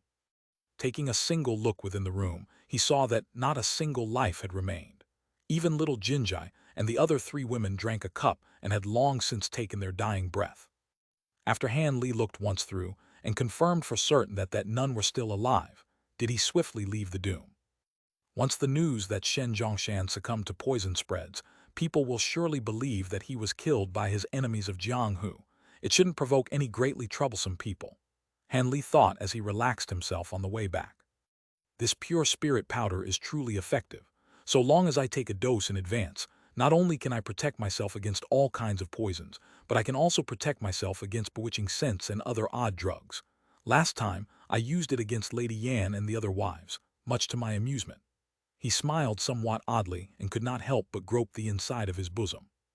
On the way back to the inn, Han Li saw no one noteworthy. He then entered his room and lied down on his bed, soundly sleeping. This was a habit Han Li unintentionally acquired. So long as he finished some great matter, he was particularly fond of lying down and falling fast asleep, properly loosening the exhaustion of his body and mind. As Han Li slept soundly, the deaths of Shen Zhongshan and his 3 great protectors had been discovered by the Clear River brothel. As a result, when the news spread throughout the 4th-level gang, there was much uproar caused by many ambitious people. No one had thought to investigate Shen Zhongshan's death, because in Jiayuan City, the strong preying on the weak was the law of the land. Shen Zhongshan had also climbed to his position after murdering the previous 4th-level gang's leader. Consequently, the remaining leaders of the 4th-level gang only cared about who was going to fill the vacancy left by the previous gang leader's death. As a result, incompetent candidates and those who remained unconvinced all competed in a fiery melee for the position of gang leader. Eventually, for the 4th-level gang, this broke out during the same evening. The morning of the next day, the outcome was shockingly discovered by common gang members of the lowest gangs, those who had never taken part in the melee. In the entire 4th-level gang, The one left standing was unexpectedly Sun Urgu, who could barely lift his eyes from exhaustion. Last night, this Sun Urgu had actually killed the rest of his senior opposition. Once no one dared to stand in opposition against him, he smoothly ascended to the position of fourth-level gang's gang leader. Furthermore, the other gangs in the Western City District were given notice, confirming his succession. After Han Li, the one that plotted this behind the scenes, rose from a comfortable sleep, he showed up in the Mo estate at the small and rather unique building. He was facing the still-standing Lady Yan and several other beautiful women. However, behind them were the three great beauties of Jiayuan City, teacher Mo's three tender daughters. Han Li had seen Mo Yuju and Mo Keihyun before, and thus his gaze was mostly focused on Dr. Mo's adopted daughter, Mo Fengwu. Wearing a yellow jacket, Mo Fengwu had a face shaped like a goose egg. It seemed she was 16 to 17 years of age, and her entirety was filled with an extraordinary gracefulness, giving Han Li the impression of a dainty spirit. At this time, because Han Li was attentively watching Mo Fengwu, she had somewhat shyly lowered her head, revealing an exquisitely slender, snow-white neck. Upon seeing this, Han Li could not help but secretly swallow his saliva several times. Young Master Han, refrain from looking at my clan's Fengwu with such a lustful gaze. Our Fengwu's face is quite thin. Are we not going to continue yesterday's topic? After the third wife smiled bewitchingly, she said these words to Han Li with her charming voice. Chapter 123, Business Deal. Topic: What topic? I came here asking for your final decision. Do you want to depart from here and live in secrecy, or would you rather have me dispose of one of your great adversaries? After Han Li withdrew his gaze from the yellow-jacketed beauty, he straightened his face and said this, not polite in the least. After Lady Yan heard Han Li's words, she wrinkled her brow and slowly said this to Han Li, "Young Master Han, don't be in such a hurry. After we sisters thoroughly thought this through yesterday, we had decided to choose the second option. However, we wish to change the terms a bit. I already emphasized that I do not wish to haggle with the several madams over the terms. This matter cannot be changed. Agree to my conditions and choose," Han Li said, suddenly showing displeasure. "Young Master, what do you think about my daughter's looks?" Lady Yan did not take notice of Han Li's displeasure and unexpectedly turned the conversation toward the three Mo sisters. National grace with the scent of divinity. To praise the innate beauty of these women with these words would not be excessive. Han Li was surprised but immediately replied with a light smile. He somewhat vaguely understood Lady Yan's plan. TL outstanding beauty, national grace, divine fragrance. Our request is well within reason.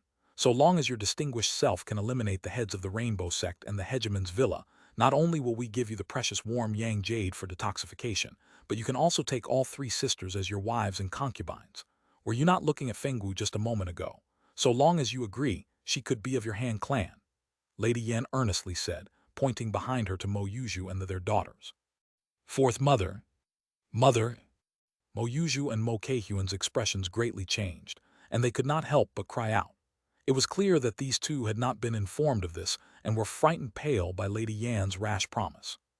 Apart from Lady Yan's complexion turning slightly pale, she had still kept her calm. It was no surprise that they were so alarmed.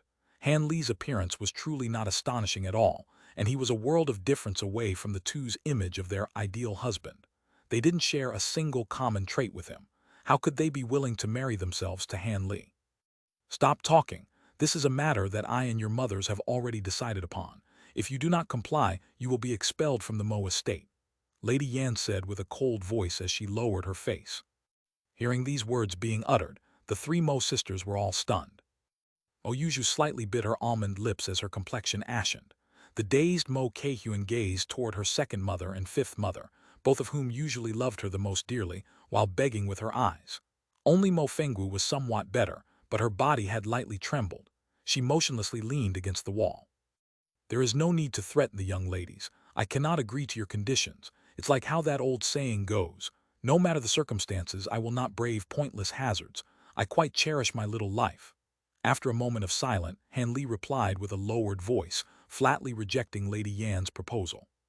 As for Han Li, to say that his heart was not moved when facing the three beautiful Mo sisters would be a completely false statement. However, Han Li had already carefully considered that if he were to kill the other two hegemons of the land province, it would surely provoke the notice of someone observant and cause life-threatening disaster to descend upon him. Just by thinking about it, after the Rainbow Sect and the Soul Hegemon's villa's collapse, Lady Yan was certain to bring the fearsome Flood Dragon Association to great power and become the greatest beneficiary.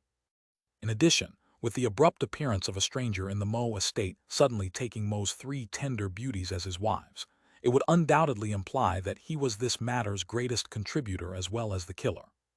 If this were to provoke some mysterious force that watched over cultivators, then nothing good would happen to this dabbler in cultivation. It was more than likely that he would not be able to keep his little life. In that case, what use would there be for the exquisite, ravishing, dainty beauty of these 3 Mo sisters? As a result, Han Li inwardly gave himself a bitter smile and shoved the appearance and fragrance of the 3 great beauties to the side. As for whether the Mo sisters were fond of him or not, Han Li could not care less. So long as he obtained these beautiful women, then acquiring their hearts was only a matter of time. However, to say this at this moment was already useless. If Han Li's previous words had scalded the hands of the 3 Mo sisters like a sweet potato, that absolutely didn't trouble him at all. He currently planned to dissolve the cold yin poison from his body as soon as possible, and then depart from this quarrelsome place. As for whether the Mo estate would later acquire disaster or fortune, that had nothing to do with him. Han Li spoke of his rejection. Although the faces of Lady Yan and the other wives weren't good, the Mo sisters have grown a rather favorable impression of him.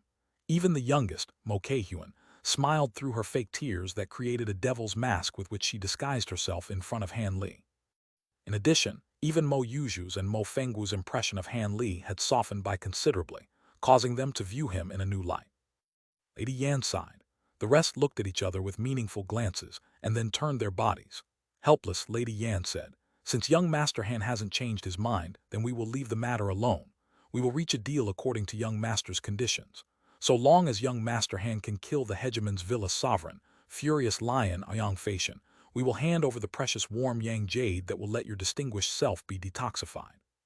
He, you women are quite good at scheming. I heard this Xianxia is at the prime of his life and has yet to have children. The Hegemon's Villa will almost certainly collapse immediately after his death. Its subordinates would be in complete disarray, too busy to worry about the fearsome Flood Dragon Association. Han Li stroked his nose, softly laughing. When Lady Yan heard Han Li's words, she gave Han Li a cold glance. "It is not as you say. Do you know who it was that sent Wu Jianming here? It was by the order of this sovereign Aoyang. In addition, Wu Jianming is Xianxia's 7th disciple and is extremely doted upon. The sovereign of Hegemon's Villa was of the same generation as our Lord Husband, and is of nearly the same age. From the beginning, he has been ambitiously wanting to proclaim himself sovereign of the entire land province, and thus he employed the tactics, first weak then strong, striving to first consume the fearsome Flood Dragon Association and then deal with the Rainbow Sect. Several years ago, he instigated my Lord Husband's sword little brother Ma Kongshan and my Lord Husband's 2nd disciple, Zhao Kun, to attempt to split the fearsome Flood Dragon Association. In the end, it was seen through by us sisters, and we killed those 2 and their accomplices in advance. However, the fearsome Flood Dragon Association's strength had been greatly damaged. We had to retreat step by step under the pressure from the Hegemon's Villa's advancing army. As a result, we had no choice but to pull back our men and entrench ourselves in Jiayuan City." Lady Yan softly spoke of a few of the fearsome Flood Dragon Association's secrets. "However, your current influence in Jiayuan City seems to not amount to much either. Couldn't the Hegemon's Villa just exterminate you in a single vigorous attempt?" Han Li thought for a moment and asked, slightly puzzled. Xianxia, that madman doesn't dare to attack here. Naturally, he has his reasons.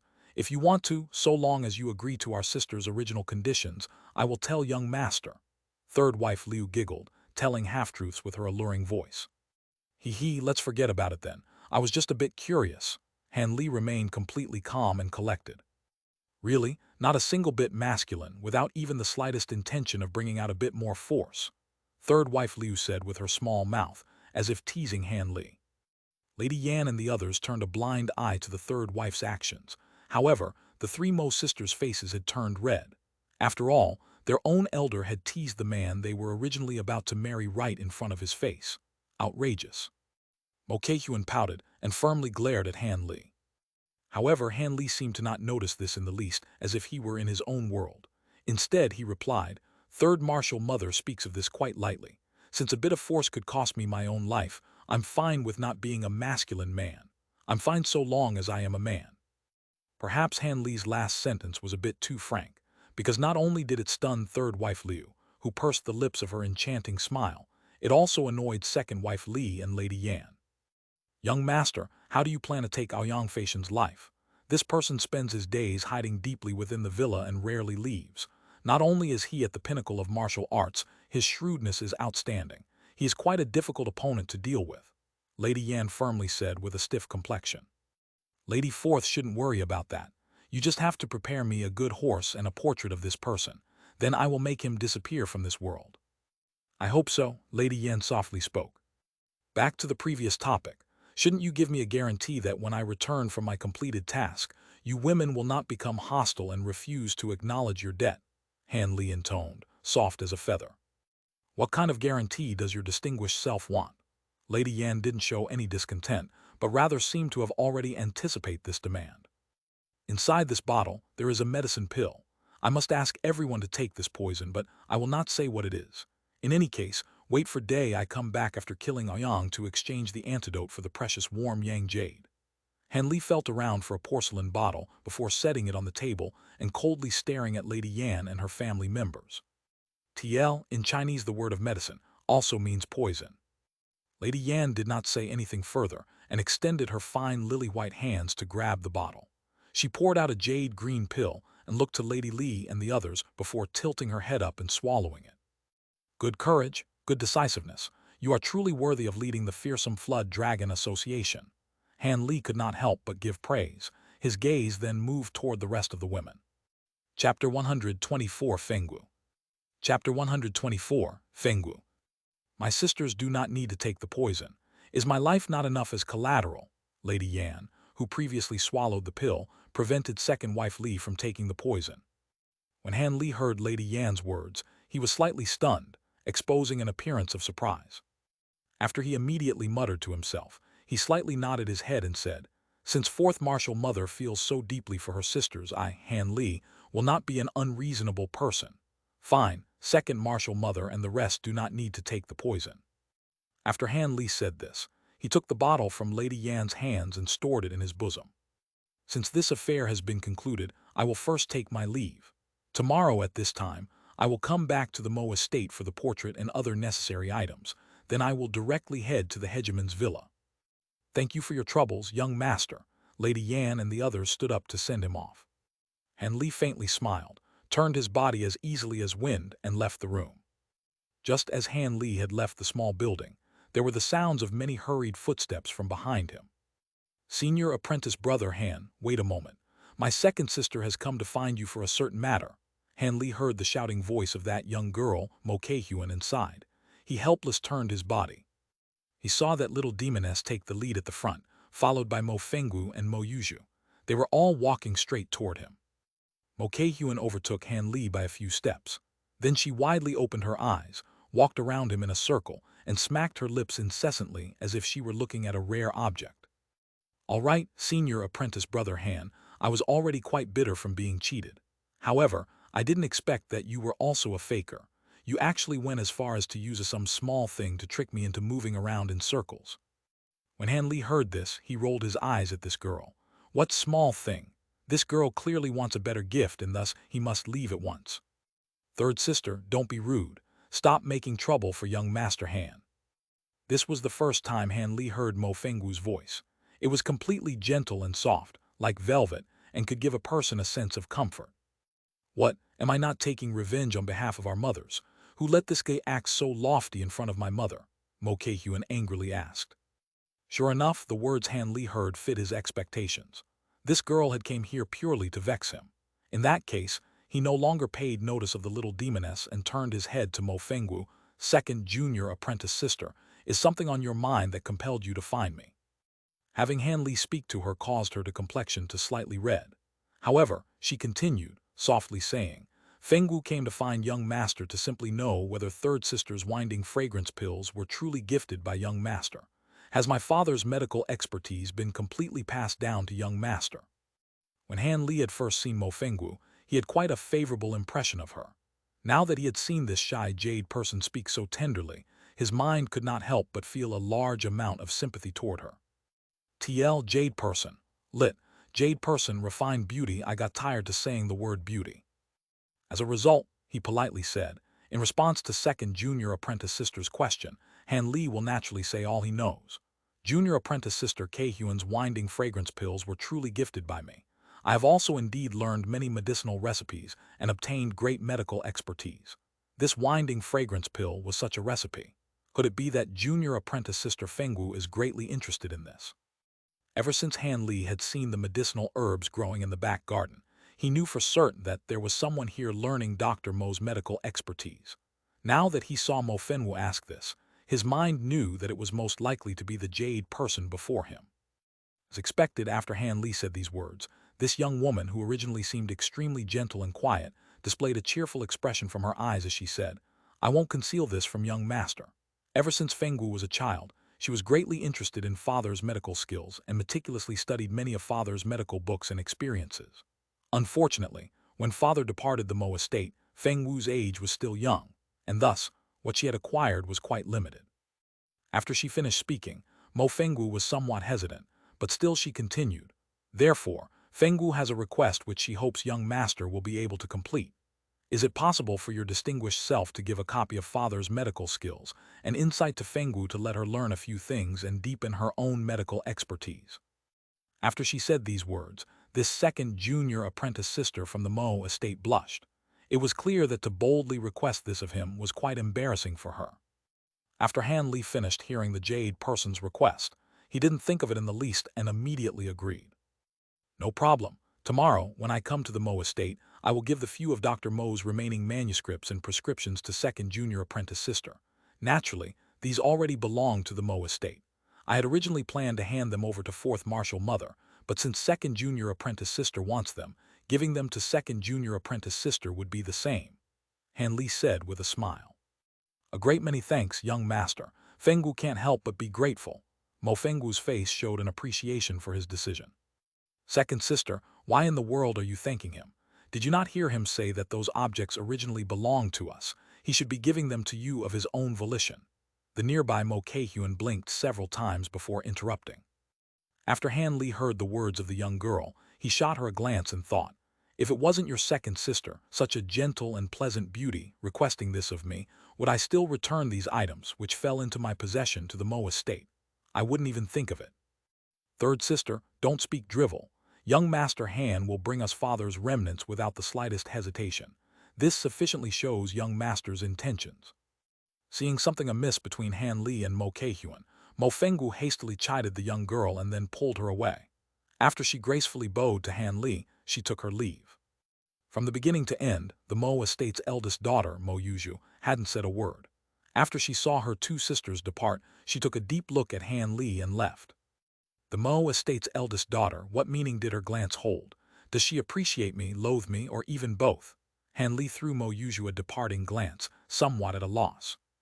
However, Han Li shrugged his shoulders and thought of it no longer. He then left the Mo estate. By the time Han Li returned to the inn, the newly appointed fourth-level gang's gang leader Sun Ergu and one other person had already been waiting for a while outside his room. Naturally, Crooked Soul was there as well. After Han Li saw Sun Ergu, he nodded his head and pushed open the room's door. Sun Ergu and the other person immediately followed him inside. Then each person had a man respectfully standing on either side of them to attend to their needs. After Han Li sat down, he sized up the stranger that came in with Sun Ergu. He was a robust man of perhaps 30 years and had a frightening face as well as a fearsome appearance. "Seeing your bright red face, you must have already acquired the seat as the gang leader of the fourth-level gang," Han Li faintly said to Sun Ergu. Take a seat, take a seat. It was because of this young master's backing that this servant is where he is today," Sun Ergu hastily replied, beaming with joy.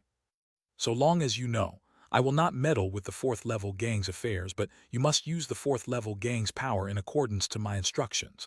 Otherwise, I wouldn't mind switching in a different gang leader," Han Li coldly warned.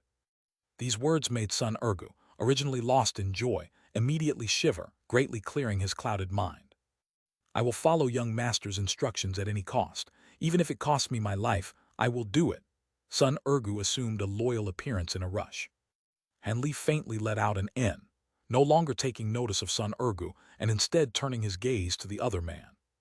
"You were the one that heard the immortals' conversation?" Han Li asked, rather interested. "That's right, this servant Zaitanyu had truly heard this," the robust man respectfully replied. TL Tainyu, Iron Bull. Though this person might be strong and tall, he was not at all stupid. He clearly understood that this unremarkable youth before him had elevated Sun Ergu, who was originally of the same status of himself, to the gang leader's position. Thus, he didn't dare be negligent. Han Li was very satisfied. So long as this man was clever, this affair would be handled smoothly. "Tell me about the day when you saw the immortal couple from start to finish. If I am satisfied, I'll have you be Sun Ergu's assistant and turn you into the 4th level gang's vice gang leader." Han Li knew that only with the attachment of rewards would others work with enthusiasm. As a result, he made such an unrestrained promise. As expected, when Zaitanyu heard what was said, he was delighted. He excitedly slapped his chest immediately, expressing that he would surely satisfy Han Li. When Sun Ergu heard these words, he was somewhat unwilling. However, he didn't dare to show the slightest bit of disagreement on his face. As a result, after Zaitanyu calmed down a bit, he narrated the day he came across the immortals once through and in great detail. Zaitanyu's account and the finer details spoken by Sun Ergu were much different, but the overall course of events were almost entirely the same. This immortal couple, did they mention any time or place? After Han Li finished hearing Tainyu's statement, he asked of the matter that he was most concerned about. Chapter 125 Plans. Chapter 125 Plans. Time, place. When Zaitanyu heard this, he was stunned momentarily. It seemed he had no recollection of it, but now, seeing Han Li so serious, he knew this was the crucial point of his service. He lowered his head and pondered deeply, trying to recollect his memory. Half a quarter of an hour later. "Got it," Zaitanyu suddenly shouted, raising his head. His face was completely cheerful. "I heard the female immortal tell her male companion that before they participate in the immortals' great assembly, he was to accompany her to an immortal gathering place called the Great South Valley. TL Great South Tainan could almost mean southmost or the most southern. Great South Valley, Han Li softly murmured to himself. He had never heard of it before, not even the slightest impression. Han Li turned his gaze to Sun Ergu. If this place had a name, then this local gang boss should have a bit of information. "There is no such place in Jia Yuan City. If there is truly such a valley, I would remember it quite clearly." Sun Ergu creased his brow and shook his head left and right. "Did you for some reason remember incorrectly?" Han Li brought his gaze back to Zaitanyu as he spoke in a cold, severe tone. "I absolutely did not. That woman also said that, as long as they hurry for half a day, she would be able to attend the meeting with her friend at Great South Valley," Zaitanyu said, hastily swearing to the heavens. "Half a day? If a person were to walk by foot, then they would no longer be in the vicinity of Jia Yuan City. But if these two were rushing on flying beasts, then the scope would be great. Even so, it shouldn't stray from the boundaries of Land Province." Han Li inwardly pondered. "Do you two know of any places called Great South Valley, or with names that include Great South?" Han Li's expression eased a bit as he asked the two. Sun Ergu and Zaitanyu looked at each other and spoke nearly at the same time. "Great South Temple. Great South Mountain. There are 2 places called Great South." Han Li was surprised. Groaning, he started to have a small headache. "Young master, there is only one," Sun Ergu hastily replied. "That Great South Temple was built on Great South Mountain," Zaitanyu added, not to be outdone. "Oh, very good. Then it seems that Great South Valley should locate it there," Han Li easily stated. "But young master, we have never heard of a Great South Valley near Great South Mountain. It could be wrong," Sun Ergu warned with doubt. When Han Li heard this, he chuckled. "It isn't wrong, it's this place. You aren't cultivators, so of course you wouldn't know of this place. I suppose that there should be some sort of cultivator's residence," Han Li excitedly thought. "Where is the lowest point of this Great South Mountain?" After Han Li's excitement, he recalled that this place wasn't well known and asked without thinking. "Young master, Great South Mountain is in the Land Province's southmost area," Sun Ergu respectfully said. "Land Province's south?" Han Li wrinkled his brow. The hegemon's villa and the sovereign he was to assassinate were right in the center of the Land Province, out of the way and absolutely inconvenient. It seemed that he would have to make several trips. "Sun Ergu, after you return, have Zaitanyu become the 4th level gang's vice commander. I know you aren't too willing, but since I already promised this person, the promise must be kept. Han Li instructed Sun Ergu. I don't dare to refuse, young master. Your wish is my command. I wouldn't voice even half a complaint. When Sun Ergu heard this, he had a fright. Recalling what Han Li had said before, his complexion turned pale. Be at ease, I am well aware of your loyalty. This bottle contains the antidote that will completely dissolve the poison in your body. Just like I promised, you will have nothing further to fear. I treat everyone fairly, so I will certainly not cheat you. Han Li removed a bottle of medicine and handed it over to Sun Ergu. When Sun Ergu saw this, he was pleased beyond expectation. The rotten heart pill inside his body had made his meals unappetizing and his sleep restless. Now that he could completely remove it, how could he not be moved? Thank you, young master. Thank you, young master. This servant will certainly repay this favor even if he were to die the cruelest death. After Sun Ergu took the bottle, he sincerely said these words. Han Li noncommittedly nodded his head. The reason why he had given the cure to Sun Ergu so frankly was mostly because he felt that giving Sun Ergu a dose of antidote every month would be far too troublesome. Since he would be far away from Jia Yuan City for a prolonged period of time, he decided to forgo using poison to control Sun Ergu. Of course, if someday these two truly betrayed him, Han Li wouldn't care about it in the least. He would just immediately kill the two and find their replacements. In addition, Han Li had no use for the fourth-level gang as of now. He had already prepared the fourth-level gang to be a fallback plan in case all else failed. Han Li clearly understood that in this world there were no loyalty nor betrayal without reason. By using force to control others, it would be the easiest method to acquire the desired results. But at the same time, it was also the worst method, because the party being forced may retaliate at any time. As a result, if one were to instill some loyalty, it would be best to include both incentives and punishment. Hence, Han Li gave Sun Ergu the cure. On one hand, he would greatly raise Sun Ergu's loyalty for a long period of time. On the other, Zai Tanyu and Sun Ergu would feel meaning behind his words. Results will merit rewards and mistakes will be punished. This benefited Han Li's long-term control over the two. That was what Han Li had thought after some deliberation. After Han Li saw Sun Ergu consume the cure, he suddenly said something that made Sun Ergu both frightened and happy. I will leave Crooked Soul in your care later on, but I won't allow you to use it to provoke quarrels. Although this Crooked Soul may be ferocious, there are a great many extraordinary eccentrics in this world. You might be so unlucky as to provoke a deathly calamity. Keep this in mind, Han Li said with a heavy tone. Of course I will keep this in mind. I will properly make arrangements for Sir Crooked Soul. Esteemed young master, please feel at ease. Sun Ergu was like a chick pecking grain, nodding his head incessantly. Were it not for the fact that I no longer need Crooked Soul as a personal bodyguard, his far too eye-catching appearance, and the inconvenience of him following me on a long journey, there is no way I could hand over Crooked Soul to this person's care. Thinking this, Han Li sighed and inwardly shook his head, somewhat reluctant to part with his large companion. Look out for yourselves. In the coming days, you do not need to come see me. I will soon leave on a prolonged journey far from here, and I do not know when I will return. Han Li softly waved his hand as he told them to leave. When Sun Ergu and Zai Tanyu heard these words, they respectfully withdrew from the room, leaving Han Li as the sole person within. Even so, he was still contemplating about something. This Great South Valley at the very bottom of Great South Mountain, what sort of cultivators will there be? If I come to their door without prior notice, would it be improper? Would I encounter danger? Han Li foolishly thought. As of now, he could not help but let his mind wander and enter a state of selflessness. Time flew by, and in a blink of an eye, 2 months had already passed. At this moment, Han Li could not longer be found in Jia Yuan City. Furthermore, Han Li's silhouette would no longer be seen for quite a long time. Chapter 126, Great South Mountain, Great South Valley, and a Youth. Chapter 126, Great South Mountain, Great South Valley, and a Youth.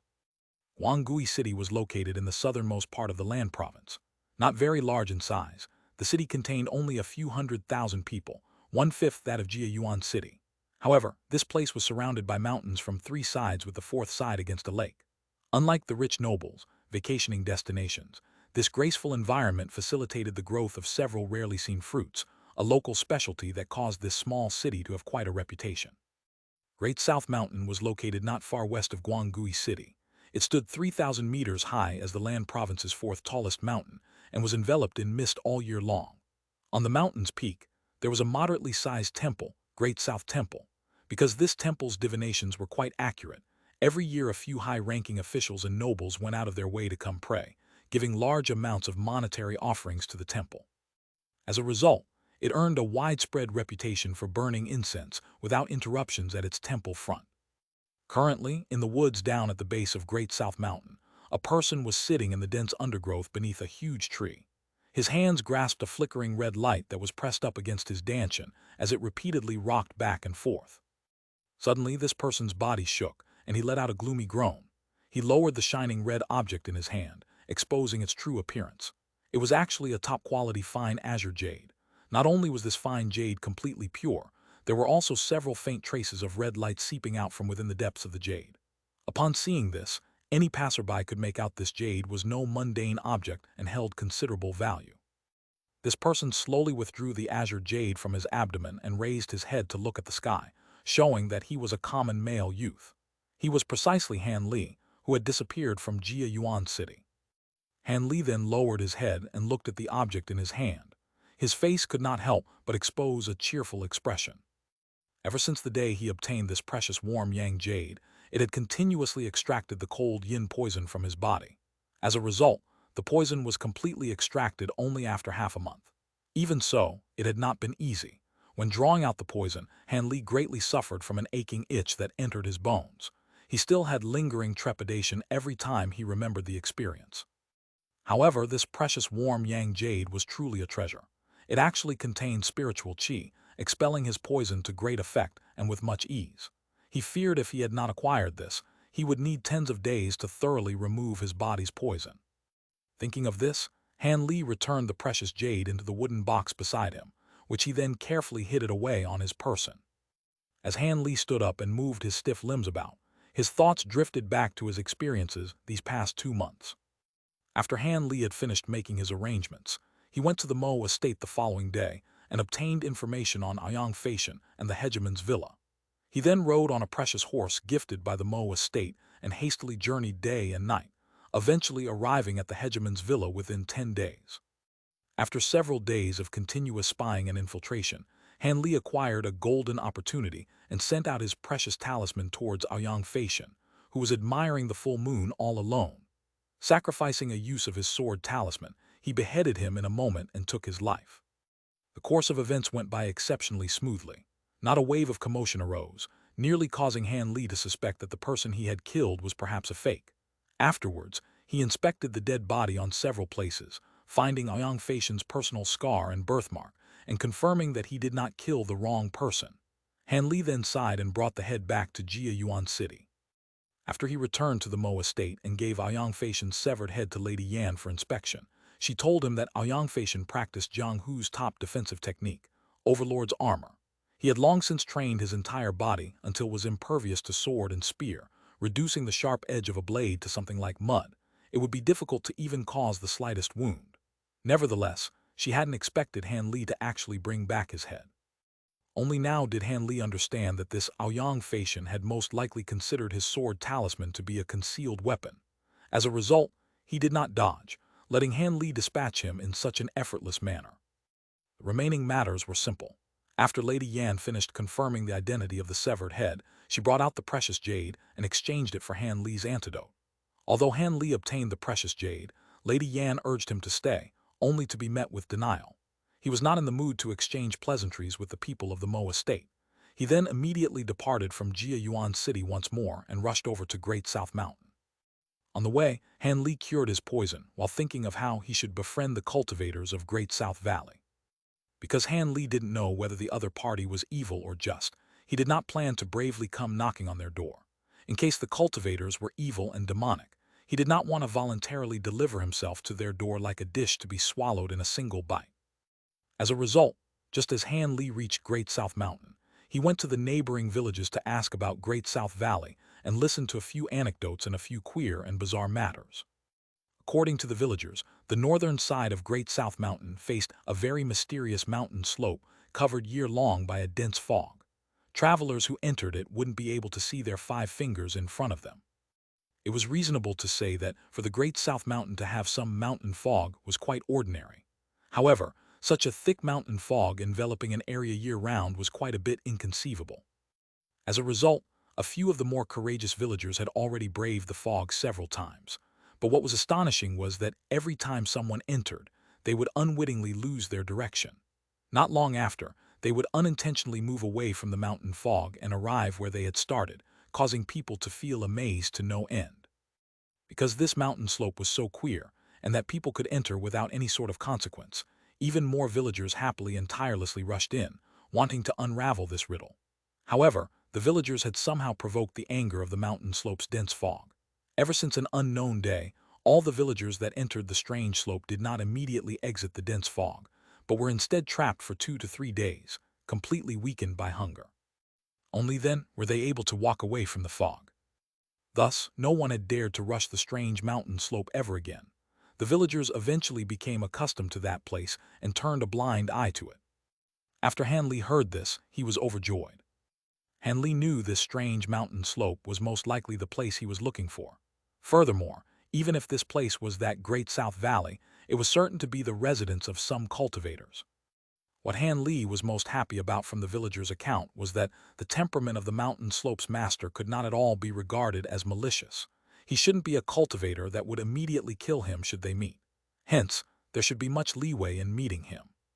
Although that was the case, Han Li still wouldn't pay a visit without a plan. Instead, he would stay in the woods. Only after he completely prepared his body's concealed weapons would he go and pay a visit in his peak state. That way, if something were to go wrong, he was quite certain that he would be able to escape. After Han Li thought of this, he planned to lodge in a villager's house, eat some food, and stay the night.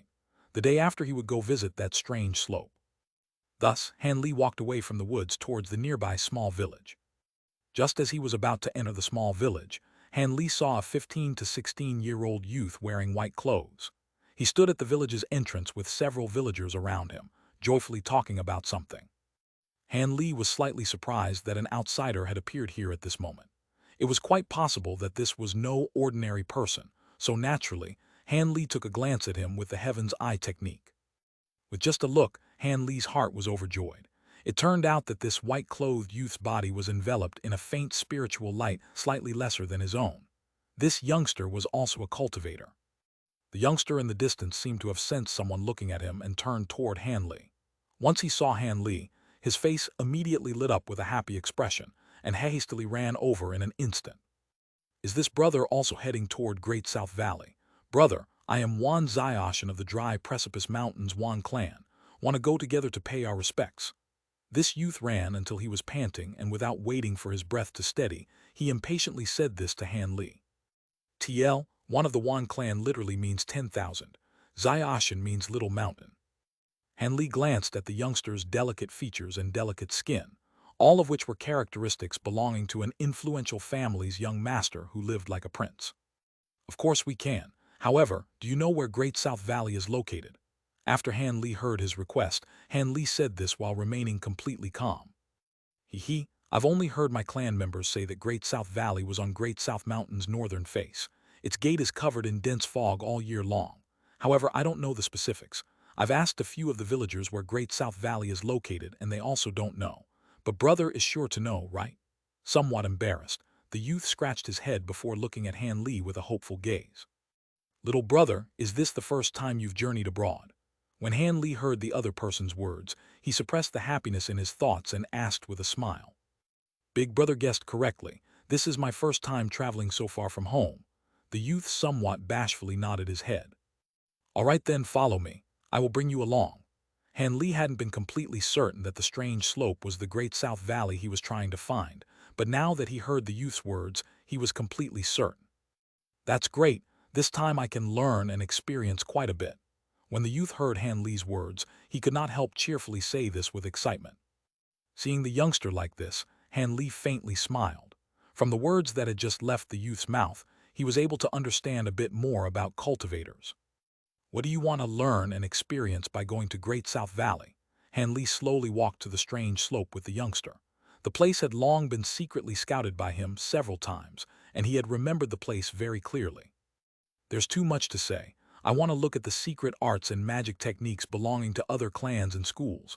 I also want to trade with them for things that I like. The youngster spoke without thinking. Oh, Hanley softly agreed. However, his mind was somewhat puzzled. When he heard the youth's voice, he felt that this great South Valley wasn't just a gathering of numerous cultivators. Could it be that some greater event would later occur? Hanley grew anxious at this thought. Chapter 127, Knowledge on Spiritual Roots. Chapter 127, Knowledge on Spiritual Roots. And just like that, the two of them walked together while chatting lazily, randomly about all sorts of topics. Although they were chatting lazily, it was better to say that Hanley was the one asking the questions while the youth was the one answering. From the mouth of the youth, Hanley finally obtained some news about the world of cultivators as well as finally understanding some of the fundamental facts about that world. For example, the levels of cultivation could be classified into the lower realm, middle realm, and higher realm. The lower realm consisted 5 stages: chi condensation, foundation establishment, core formation, nascent soul deity transformation. The middle realm consisted of void level, integration level, and great ascension level. And upon reaching the higher realm, it could be said that one truly stepped into the realms of immortals. Cultivators at the higher realm could fly through the skies and visit the immortal realm with a lifespan as long as that of heaven and earth. However, it was easier said than done. It was extremely tough to cultivate to such a level. Not to mention cultivating all the 3 realms. Even in the most basic, the lower realm, there was no one in the history of State of UA who had successfully cultivated to the peak of the deity transformation stage. At most, they were stuck in the nascent soul stage. But even then, reaching nascent soul was exceedingly rare. Only a few eccentrics with great luck and karmic fortune would be able to do so. According to the youth, an individual's lifespan was directly linked to his cultivation level, and each successive breakthrough would prolong his lifespan. Mortals, at most, could only live for 100 years, but even that was very rare among mortals.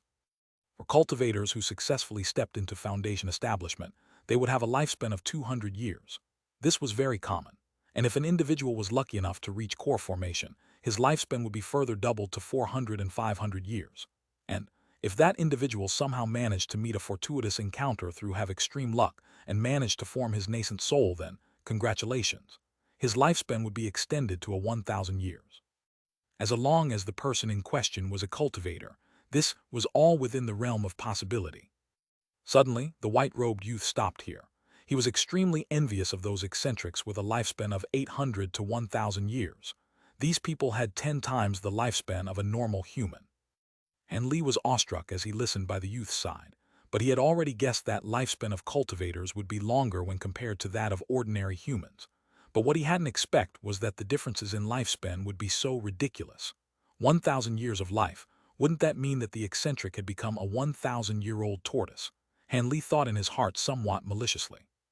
But if just reaching the nascent soul stage would enable you to live so long, what about deity transformation stage? And the further stages in the middle and higher realms? How long would they live then? Hanley finally couldn't bear it anymore and indirectly asked. Who knows, maybe they can live forever enjoying eternal youth, the youth exclaimed. Legend has it that cultivators who reach the great perfection circle of the deity transformation stage have to leave this world and travel to a higher realm in another space. But as to where and what the higher realm is, no one knows, because no one has ever returned from there. No one has ever returned. Then how do we determine the different levels of the deity transformation stage? Hanley asked, somewhat dejected. Why? However, the youth in front of him probably could not answer this as well. Other than the different levels in cultivations, Hanley now had a general understanding of the cultivation clans and sects within the state of UA. The youth may not know matters of other places, but regarding the state of UA's cultivation world, the youth seemed quite knowledgeable as he proceeded to explain in great details.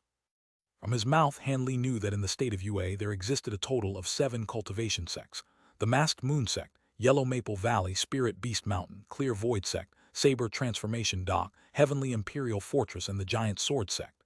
Out of these 7, the Masked Moon Sect was the most powerful. Spirit Beast Mountain was a close second, and as for the rest, their power levels were roughly evenly matched. If one were to say that these various cultivator sects were the great tree providing support for the whole of state of UA, the other various cultivator clans and families would be the leaves and branches that depended on the great tree for survival. And according to the youth, the ancestors from the immortal cultivators clans were once disciples of the cultivator sects. The bloodline of the sect disciples eventually flowed out over the generations and slowly became a cultivator clan. Thus, one could say from this that all cultivators possess something called spiritual roots. Spiritual roots. What exactly were they? Not even immortal cultivators know everything about them, but what they did know was that if a person lacked spiritual roots, that person couldn't aspire to traverse the path of cultivation. After all, if one had no spiritual roots, how could he even absorb spiritual chi? And if spiritual chi couldn't be absorbed, how could he become an immortal cultivator? Of course, those who were born with spiritual roots were extremely rare among the commoners.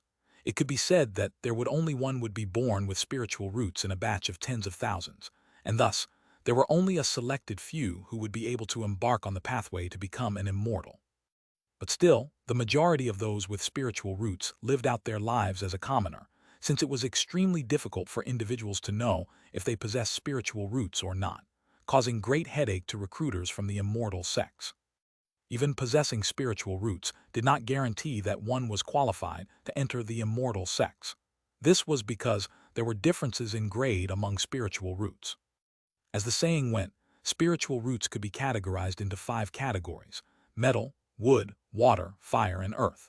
The majority of cultivators had roots in impure mixture of 4 or all 5 of the attributes. Although these people was able to absorb spiritual chi of heaven and earth, they would progress extremely slowly in terms of their cultivation. At most, they could only reach the 3rd or 4th level of the chi condensation stage, before reaching a bottleneck that halted all hopes of breaking through to foundation establishment. Spiritual roots with a mixture of 4 or 5 attributes were known as false spiritual roots in the immortal world, while spiritual roots of 2 to 3 attributes were known as true spiritual roots. Those with true spiritual roots would naturally cultivate many times faster when compared to those with false spiritual roots. And as for spiritual roots with only 1 attribute, they known as heavenly spiritual roots. Those who received them were truly favored by heavens. With heavenly spiritual roots, regardless of which of the 5 attributes the spiritual root belonged to, the cultivation rate would be faster by 2 to 3 times when compared to those with true spiritual roots. And upon reaching the peak of foundation establishment, they would not encounter any bottlenecks when attempting to break through to core formation.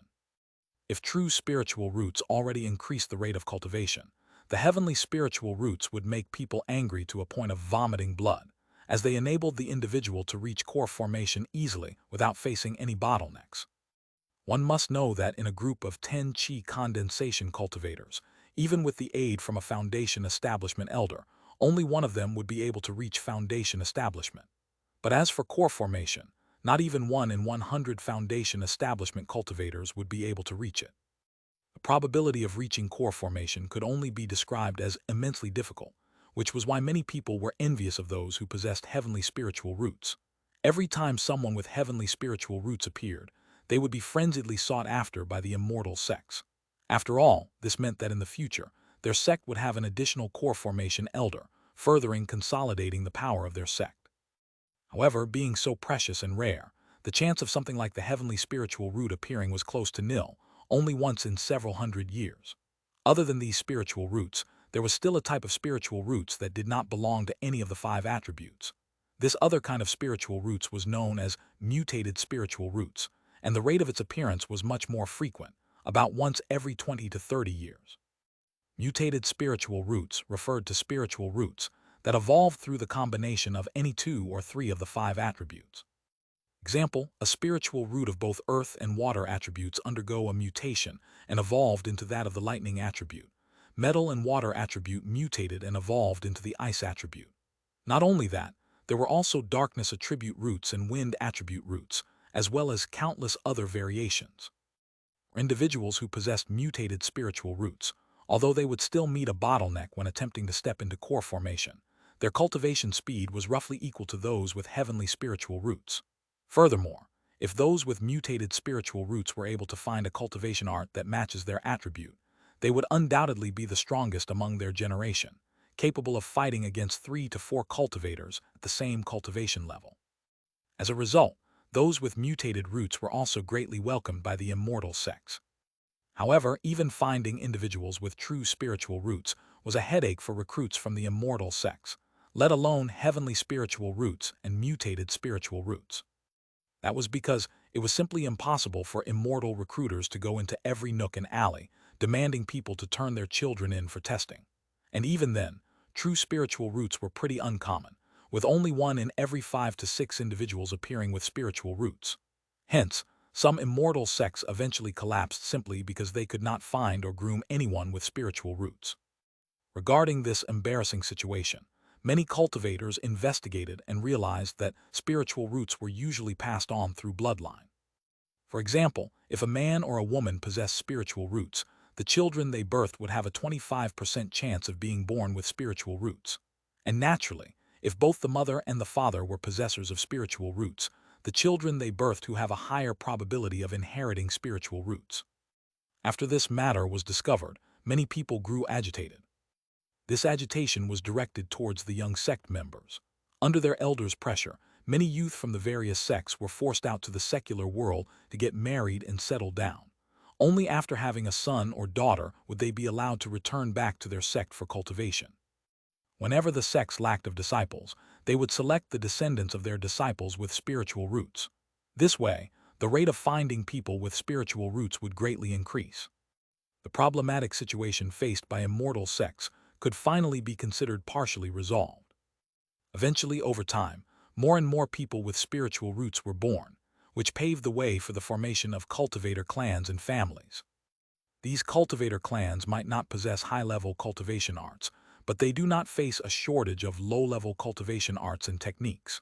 Eventually, they became the external window that the immortal sects could use to reach out to the secular world. This essentially meant that behind each cultivator clan was backed by a powerful immortal sect.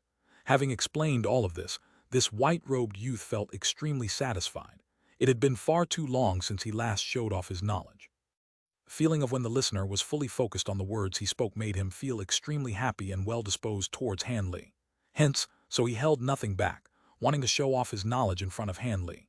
Naturally, Han Li was pleased with such an arrangement, and he oftentimes interjected appropriately, giving the white-robed youth another chance to expound on his knowledge. What a pity, this hill that was shrouded by fog wasn't very far from the village. After a few hours, both of them had already arrived at the hillside. Having traveled only a short journey, Han Li couldn't help being somewhat dissatisfied for not having enough time to learn more regarding the matters of the cultivation world. He deeply wanted to walk back to the village again so that he could expand his knowledge, but he knew that it was impossible to do so. Sighing, he looked at the youth beside him with disappointment misting over his eyes. Which clan is brother from? After the youth finished looking at the dense fog with excitement, he seemed to have remembered something, so he turned his head to ask. When Han Li had chatted with the youth just a moment ago, he realized that in the world of cultivators, aside from cultivation sects and clans, the number of rogue cultivators was not small. The majority of these so-called rogue cultivators were either the last generation of a fallen cultivation clan or people like Han Li, mortals who accidentally stumbled upon some cultivation art and voluntarily entered the world of cultivators. Furthermore, the rogue cultivators from declining sects were separated from their inheritance. Their cultivation was, for the most part, not at a high stage, generally lingering at chi condensation. As a result, cultivation clans have rarely treated rogue cultivators with high regard and had somewhat held them in contempt, just like how rich families from the secular world look down upon poor and destitute families. I do not come from a clan, but rather I've cultivated by myself. After Han Li thought for a moment, he decided to speak the truth. After all, pretending to be a member from another clan was far too easy to expose. Your esteemed self is a rogue cultivator. Although this was quite unexpected to the youth, his face didn't wear the slightest look of discrimination, but instead had a look of pleasant surprise. He excitedly circled around Han Li, looking at Han Li as if he were a rare object. Didn't little brother just say a moment ago that cultivation clans look down upon rogue cultivators? How are you still so happy? Han Li asked, somewhat amazed by this. They do, but don't confuse our Wan clan with other cultivator clans. Our Wan clan has always treated rogue cultivators well, the youth pridefully replied. He seemed quite proud of his clan's practices. Our Wan clan's ancestors were originally rogue cultivators. However, they were fortunate enough to enter a cultivation school, becoming official disciples of the Giant Sword sect. At this point, our Wan clan was established, and because of our origins, the rules of our Wan clan have always made it forbidden to discriminate against rogue cultivators. the youth said with a smile. Actually, it isn't limited to our Wan clan. A few other clans' ancestors were also rogue cultivators, therefore they also bear no ill will toward rogue cultivators. However, these clans take up far too small a portion of the entirety of cultivation clans. That is why there is the saying that cultivator clans discriminate against rogue cultivators. The youth added while shaking his head. So it's like that. It seems I am quite lucky. My first meeting was with a little brother from this sort of clan, the Wan clan. After Han Li heard the other side's response to his identity as a rogue cultivator, he had somewhat loosened his guard around the youth. However, brother, throughout the entire journey, you've asked about so many commonly known matters in the world of cultivators. Could it be that brother is a new cultivator that had just left the mountain? The youth turned his eyes, saying this with sudden realization. It was unknown why he became intelligent all of a sudden. When Han Li heard this, his face slightly smiled, and he used his hand to pat the youth's shoulders. He said somewhat apologetically, I hadn't meant to deliberately fool little brother, but I had just entered the world of cultivation. I had a few misgivings. It doesn't matter, I don't mind. However, this big brother should tell me his name. In the future, you should directly call me Xianxia, I won't mind. Wan Xianxia was clearly a familiar kind of person, saying this without a care in the world. I am Han Li. I truly just entered the world of cultivation. I hope brother Xianxia will take care of me. Han Li's impression of Wan Xianxia was quite favorable, causing the tone of his words to become much more amiable. No problem. If there is something big brother Han doesn't understand, do not hesitate to ask. Who would have thought that I, Wan Xianxia, would be instructing others? Wan Xianxia proudly said. If I have any questions, I will certainly ask Xianxia. However, shouldn't we enter the valley? Han Li slightly smiled, pointing to the sky. Yeah, I almost forgot about our true affair. After Wan Xianxia looked to the sky where Han Li's finger was pointed, he immediately shouted, flustered. The youth busily searched himself for quite a while, before finally taking out a paper talisman from his bosom. After he made several gestures with his hands and softly spoke several phrases, he threw the paper talisman into the sky. It transformed into a streak of fire that burst into the dense fog, not longer capable of being seen. Big brother Han Li, wait a moment. My announcement talisman will soon enter the valley. The people in the valley will release the spell and guide us there. After the youth saw Han Li somewhat entranced in the direction that the flame had disappeared, he quickly explained. Oh, Han Li nodded his head, expressing his understanding. Big brother Han Li, on this visit to Great South Valley, surely you have brought quite a few goods to exchange. Can you tell me? Don't feel embarrassed, this little brother will say what he brought first. I brought a dozen elementary low-grade blank paper talismans, 2 elementary low-grade invisibility talismans, 2 elementary low-grade fleeing earth talismans, 1 elementary mid-grade rapid thunder talisman, a dozen elementary low-grade ice bullet talismans, an ingot of source iron, a bottle of elementary grade cinnabar, a bundle of whiskers from the three-tailed cat demon beast, medicinal herbs. Wan Xianxia didn't take notice of the dumbstruck Han Li as he murmured and counted his fingers, listing out his stockpile of items. Done, now it's Big Brother Han's turn to say, Big Brother, why is your complexion so white? The youngster blinked. He looked at Han Li, not understanding why Han Li was speechless. Don't tell me that to enter Great South Valley, I must prepare items beforehand. Han Li's complexion was unsightly. There is no such rule, Wan Xianxia bluntly replied. Having heard this, Han Li's complexion immediately improved. However, those that come to Great South Valley at this time are certain to participate in Great South meeting, who wouldn't bring any items. This only happens once every 5 years. The occasion is for us younger generation of the land province to set up a trading event, especially for the great Immortal Ascension Assembly that our land province will hold a month from now. Those who pass by to participate in Great South's small meeting are numerous. Could it be that Big Brother did not come to take part in the famous Great South Valley small meeting? The youth said, shocked. He looked at Han Li with a gaze lacking confidence. Han Li bitterly smiled. Brother Xianxia, I truly didn't know that this place would have a Great South meeting. I merely found out by accident that this place harbored other cultivators. I came to make friends, nothing more. How could I have specially prepared some items beforehand? Han Li helplessly said as he spread out his hands. So it was like that. That is far too unfortunate. Big brother Han Li has no choice but to squander this golden opportunity. You should know that there are no opportunities to those who lack goods and materials. Wan Xianxia said with a face full of pity, repeatedly sighing at Han Li. However, I can't say that I have nothing on me that I can't trade. At the very least, do I not have these two talismans? Han Li thought, mocking himself. At this moment, the dense fog in front of the two suddenly split as if a person had cut it with a knife, creating a small path that could fit two people shoulder to shoulder. With a glance, one could not see the other end of the small path, which seemed to be quite a distance away. All right, let's go.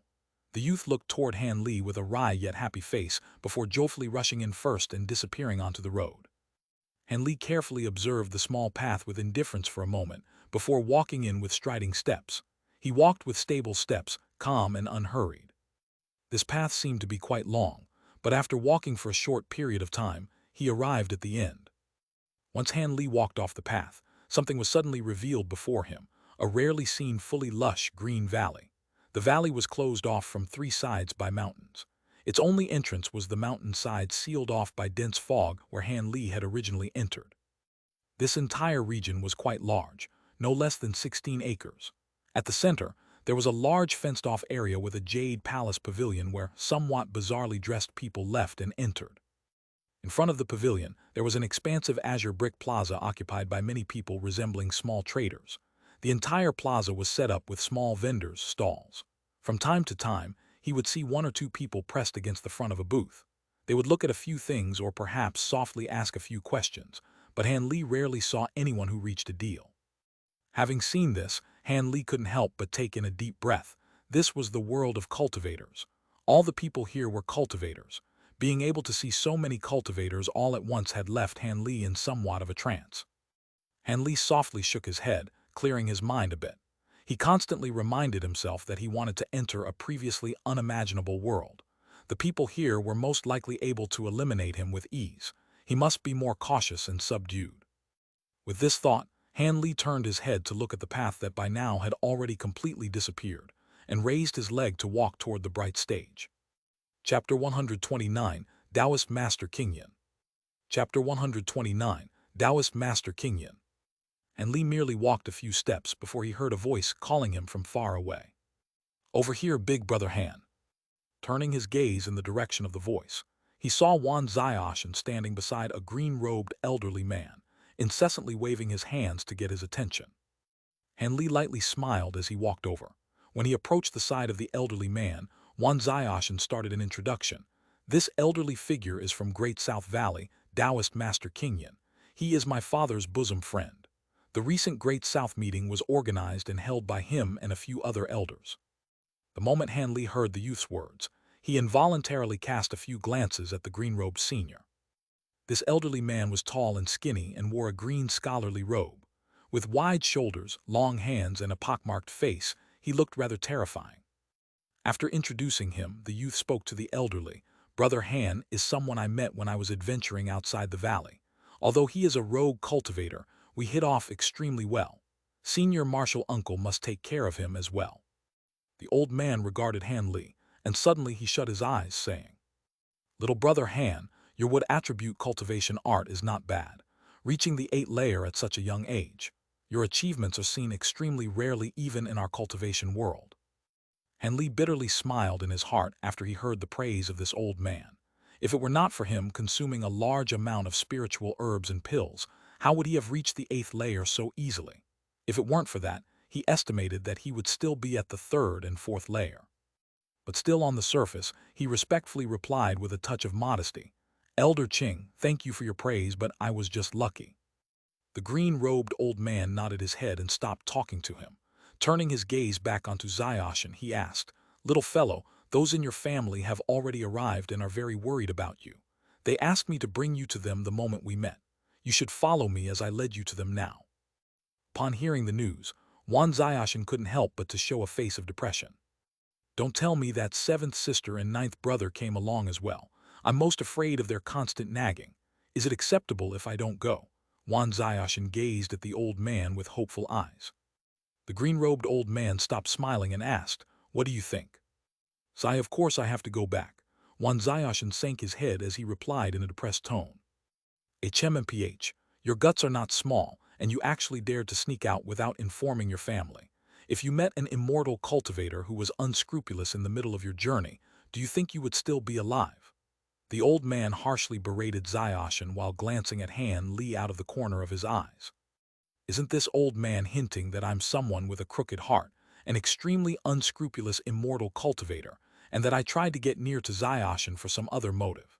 Han Li observed coldly towards the side, understanding the intent behind the old man's words.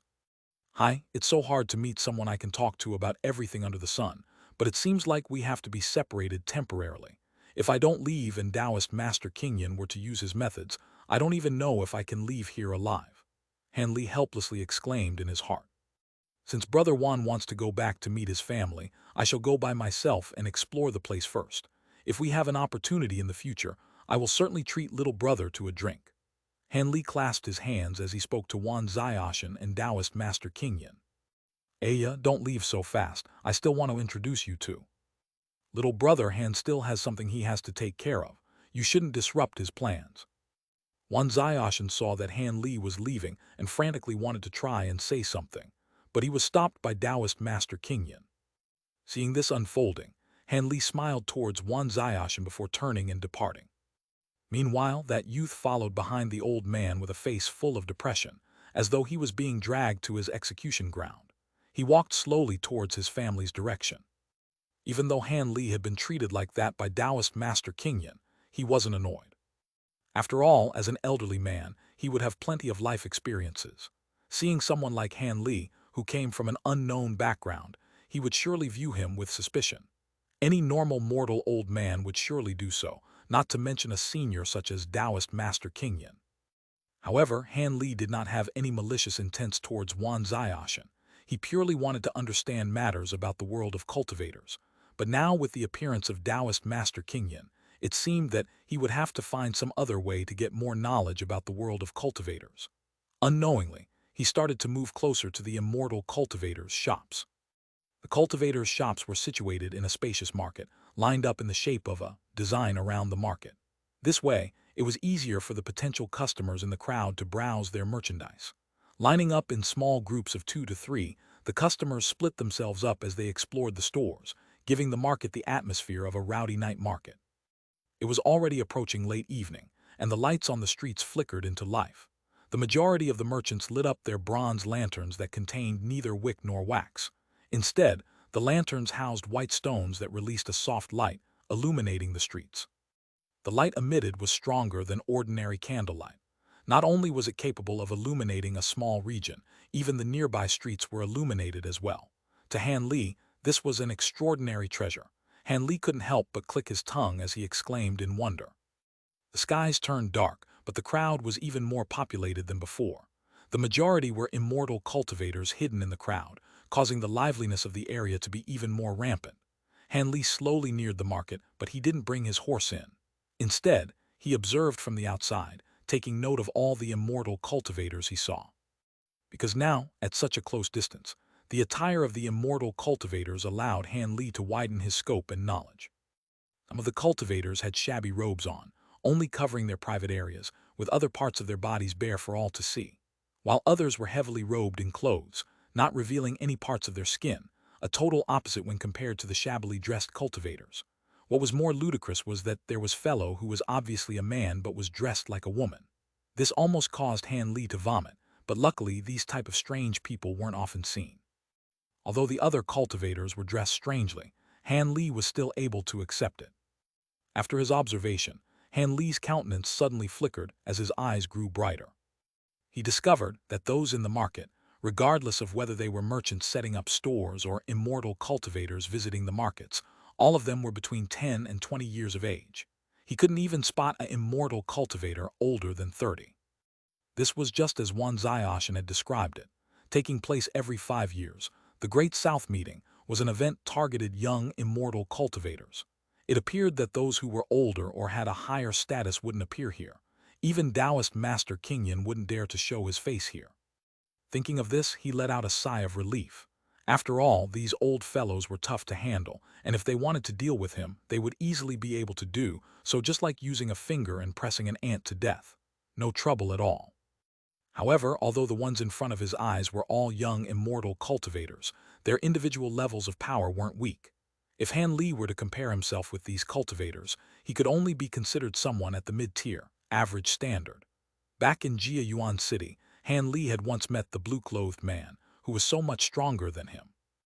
Over here, there were 5 to 6 immortal cultivators on the same level as the blue-clothed man, which made Han Li perspire with nervousness. Chapter 130, Becoming a Member. Chapter 130, Becoming a Member. Brother, why are you waiting here by yourself? Are you waiting for a friend?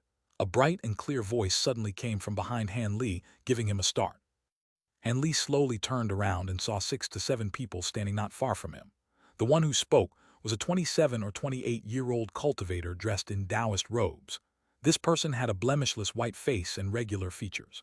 He held a horsetail whisk in his arm and was looking at Han Li with a smile. Does this Taoist priest have business with myself? Han Li did not understand the other party's questions and instead asked him a question in return. Don't misunderstand. We aren't looking at brother with evil intentions. It's just that we saw brother stand by himself with an appearance of curiosity towards everything. That's why we guessed your esteemed self was a rogue cultivator that attended the meeting alone and thought we'd come and make friends. We're all rogue cultivators, much like your esteemed self. The Taoist priest explained with a face of benevolence. You are all rogue cultivators. Han Li was slightly shocked. That's right. If your esteemed self is a rogue cultivator, then it would be best to stay together with us. That way, everyone will be able to look after each other during this meeting. These words came from the delicate and pretty face of a young woman with a scar. Beside her was a large, fully bearded man carrying a broadsword on his back. The two seemed to be married. Yes, previously lone rogue cultivators that participated in the trade meet were regularly humiliated by those from large clans because they were too weak, the Taoist priest solemnly said. Hearing these two words, Han Li had somewhat understood the other party's intentions. This group of rogue cultivators were afraid of being bullied by those from cultivator clans during the meet. As a result, they voluntarily gathered together and created a small gang in an attempt to acquire the ability to defend themselves. That was why they looked everywhere for lone rogue cultivators. Since the other party's intent was clear, Han Li naturally could not refuse these kinds of good intentions. After all, he truly needed a small group to shield him from the rain. He did not care that this could only be considered a temporary thing. However, he still needed to carefully ask the other party several questions before being able to join them with ease. Since you several people have looked out for me, I won't conceal anything. I truly am a rogue cultivator. However, if you wish for me to join your group, could you first introduce yourselves and say what I must do as a member of your group?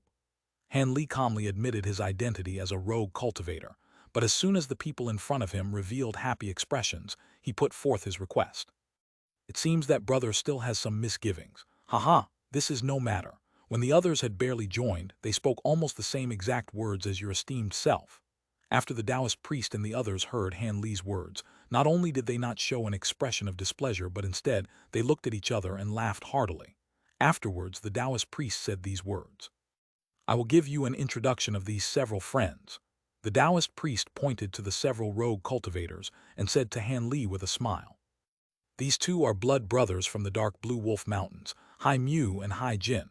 The Taoist priest pointed to the youthful pair and calmly introduced them. TL Hai Mu black tree, Hai Jin black gold. These two cupped their hands towards Han Li, and Han Li calmly returned the courtesy. This is Flying Lotus Cave's vagabond Hong Lion and Pu Lu Mountain's master Ku Sang.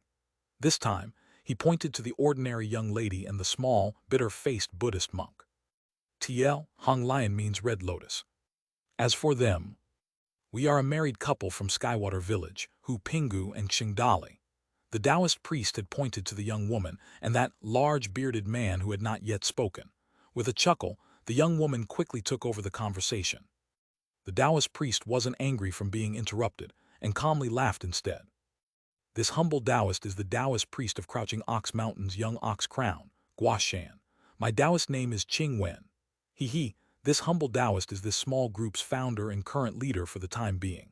However, this humble Taoist cannot command anyone and only speaks first during external affairs. The Taoist priest humbly introduced himself last and also gave the general characteristics of this small gang. TL, in this chapter the Taoist priest was originally named Song Wen, but the author changes this to Qing Wen in all later chapters. This Taoist priest also had quite a bit of bearing. This person didn't seem bad at all. In addition, the others' magic power didn't seem weak for the most part. Most of them had the magic power equivalent to the 7th or 8th layer of eternal spring arts. This Taoist priest Qing Wen was even more formidable. Although he hadn't reached the level of the blue-clothed man, he was much stronger than Han Li.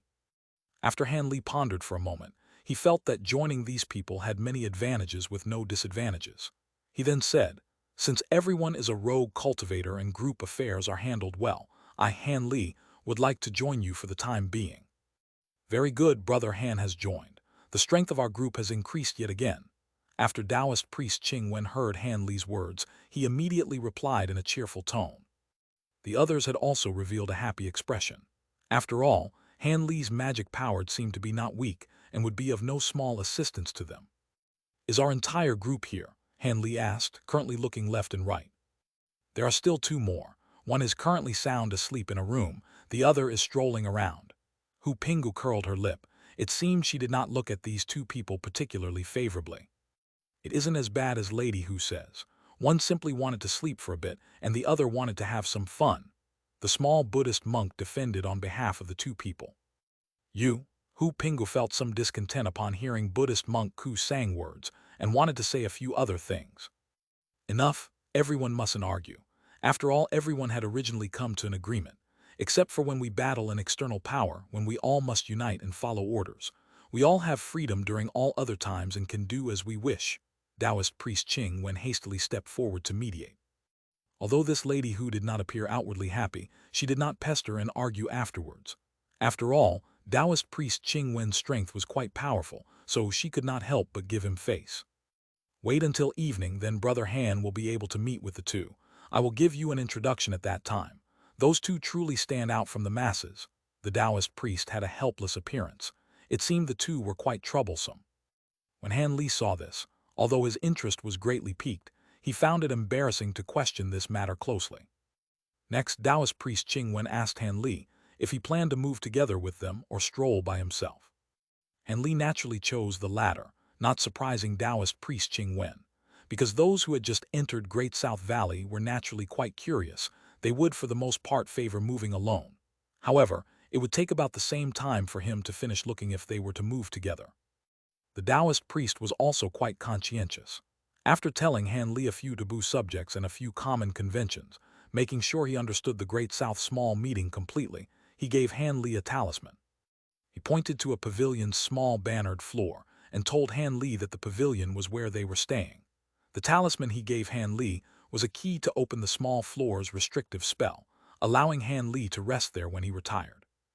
Afterwards, these several people said their goodbyes to Han Li and disappeared from the dim light of night, leaving him not knowing whether they were continuing to look for other rogue cultivators. Han Li continued to look at the rear figures of these several people until they were already too far away to be seen. He then lowered his head to look at the talisman in his hand. There was a silver glisten on the yellow talisman. It was a talisman charm he was unable to make sense of. It seemed truly quite clever. After Han Li muttered to himself for a moment, he softly smiled. He folded the paper talisman and put it into his bosom.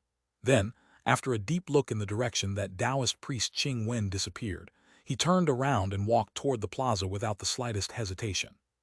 After he entered the plaza, Han Li became like the other cultivators.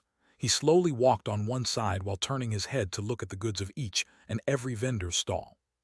According to what Taoist priest Qing Wen had mentioned a moment ago, these cultivator transactions generally used 2 methods.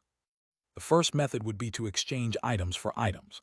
A few cultivators would trade a few goods they didn't need but were still hesitant to part with for goods that they urgently needed.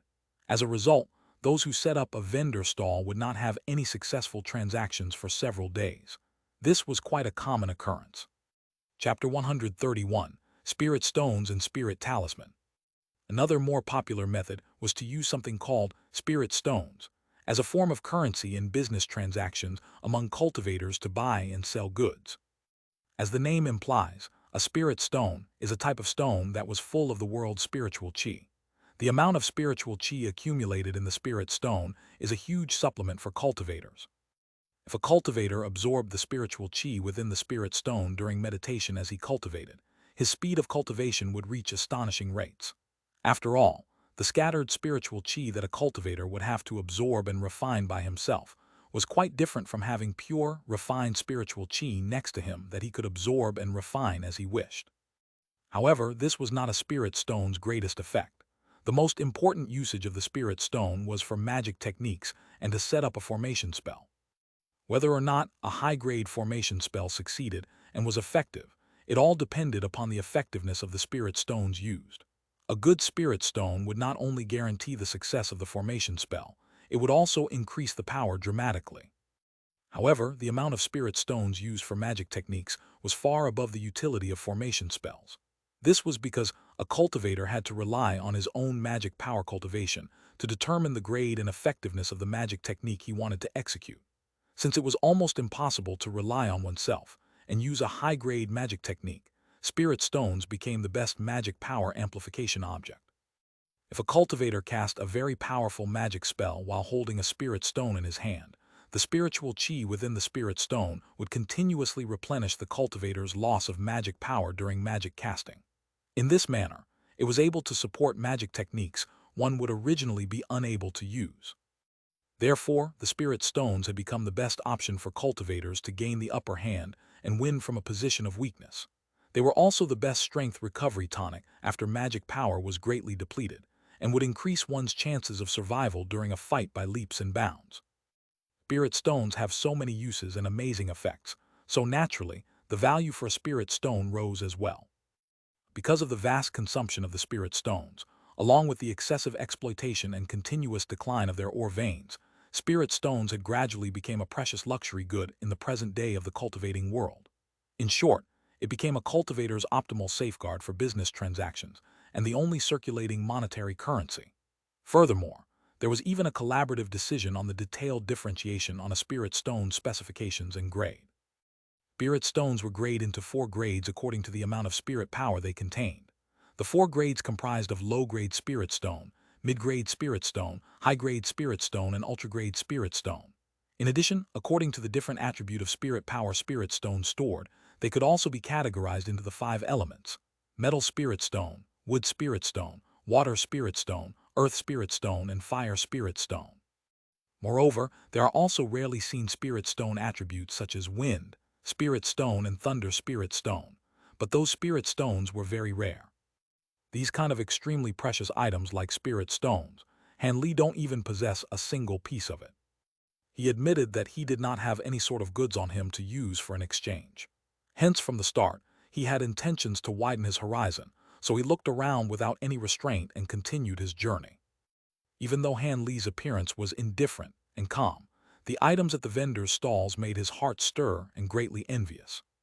Ignoring the rest of the items, even the plain white talisman paper that every vending stall offered was subject to his attention. Despite the fact that this object was very common, it was currently what Han Li needed the most. Even though Han Li still did not know the meaning of the level or grade of this talisman paper and what specific difference it had, he knew that with his present power, the elementary low-grade talisman paper was definitely enough for him to fully execute the soul lock talisman.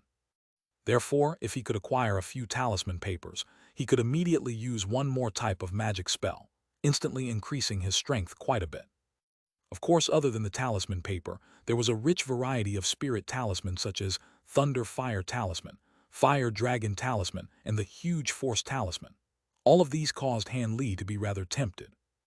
While Han Li was still standing in front of an unassuming vendor's stall, he saw a spirit talisman that was exactly the same as the Taoist paper talisman that released a golden barrier which he owned.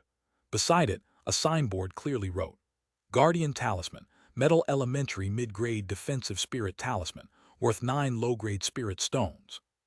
Han Li had shopped at many vending stalls, so he had come to understand the prices of these Taoist paper talisman.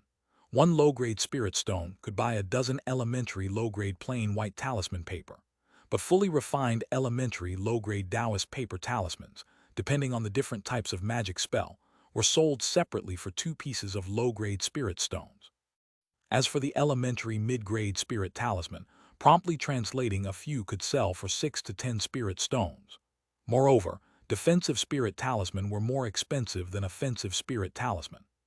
As Han Li himself had the same type of object, he naturally wanted to take note of it.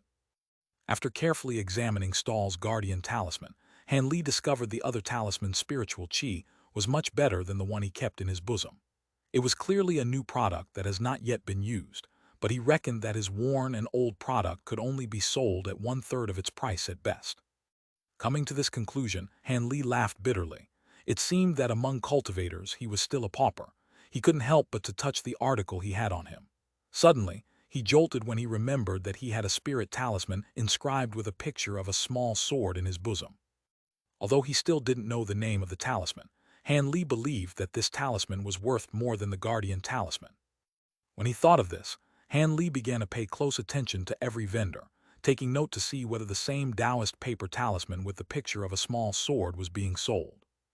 Unfortunately, after going around so many stalls, he still did not see a similar product. Instead, at an area with 5 to 6 cultivators gathering around, Han Li found someone selling an elementary high-grade spirit talisman. The signboard beside the spirit talisman wrote, "Soaring Sky Talisman, Wind Attribute Elementary High-Grade Flying-Type Spirit Talisman. Price is at 30 low-grade spirit stone or exchange for consolidation-type pill medicine of equal value." The moment Han Li saw the signboard, his heart was startled. After going around many stalls, this was the first elementary high-grade spirit talisman that Han Li had seen. He couldn't help but to attentively view it. As expected, that spirit paper talisman's spiritual qi was astonishingly rich, unlike all the previous low-grade and mid-grade spirit talisman he inspected in the other stalls.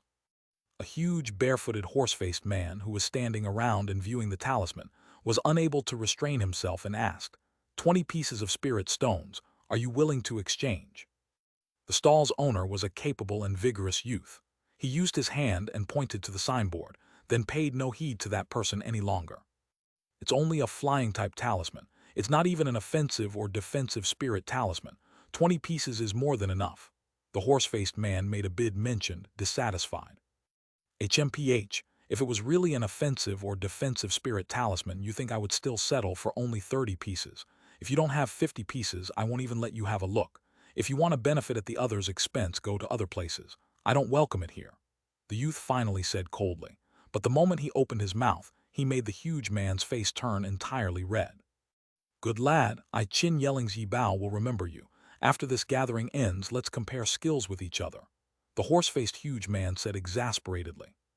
TL Yi Bao means leaf leopard. Qin Yelling. Originally Han Li was beaming happily as he viewed by the side, but after suddenly hearing the name of this place, he grew alarmed.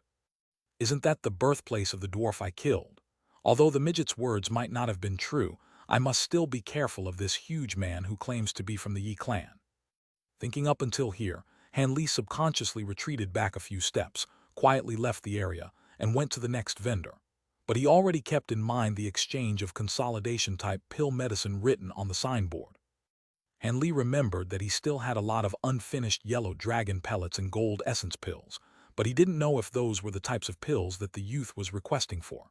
When there were less people around, he would go again and ask. If he was really successful, then he would have some capital and would be able to exchange for some necessary items. After Han Li considered this, he turned his head to glance at the youth's stall and discovered that Yi Bao had unknowingly left to go somewhere else and was no longer there. Among the remaining people left, there was another person who fished out a bottle and handed it over to the youth. The youth opened the bottle and smelled it a bit, but he then shook his head and returned the bottle to the owner. The owner of the bottle could only leave the place with a face full of regret. The others seemed to have come together with that person and also left shortly afterwards. Currently, there was no one in front of that stall. Seeing this, Han Li was delighted and slowly returned to the front of the youth's stall. When the youth saw Han Li, he smiled distractedly, clearly recognizing the person who came by once just now. Han Li did not care that the youth laughed and said, "I have 2 types of medicine. Can we see if they are suitable for your request?" After speaking, he took out 2 small porcelain bottles, one green and one blue, and placed it in front of the youth. Instead of speaking nonsense, the youth reached his hand out to take the 2 porcelain bottles and opened the lid one by one. He then brought the bottle openings closer to his nose and smelled hard at both bottles separately. Afterwards, his face revealed a thoughtful expression.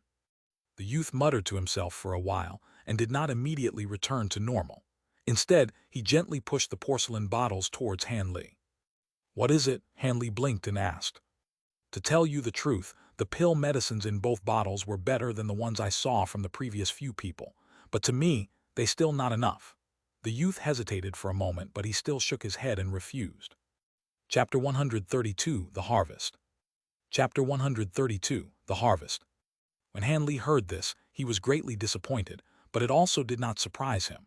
After all, the yellow dragon pellet and gold essence pill were mortal spiritual medicines. To ordinary people these may be miracle medicines, but to immortal cultivators these were indeed lacking. Since the youth did not look up, Hanley also did not want to be long-winded, so he reached out to take the porcelain bottles back. "Although these pill medicines are indeed a bit lacking, if you have more bottles I will exchange with you." The youth suddenly spoke, looking quite sympathetic. After hearing the youth's words, Hanley's arm that was reaching out was immediately withdrawn. He laughed lightly.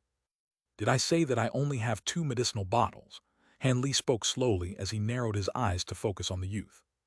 "You have more." The youth was slightly surprised, but he immediately revealed a cheerful expression. "Of course, but if you want too many, I would still need to consider whether to agree with this transaction," Hanley said noncommittally, as he was afraid that the youth might take advantage of the situation. "That's great. I don't need a lot, just 3 bottles will do.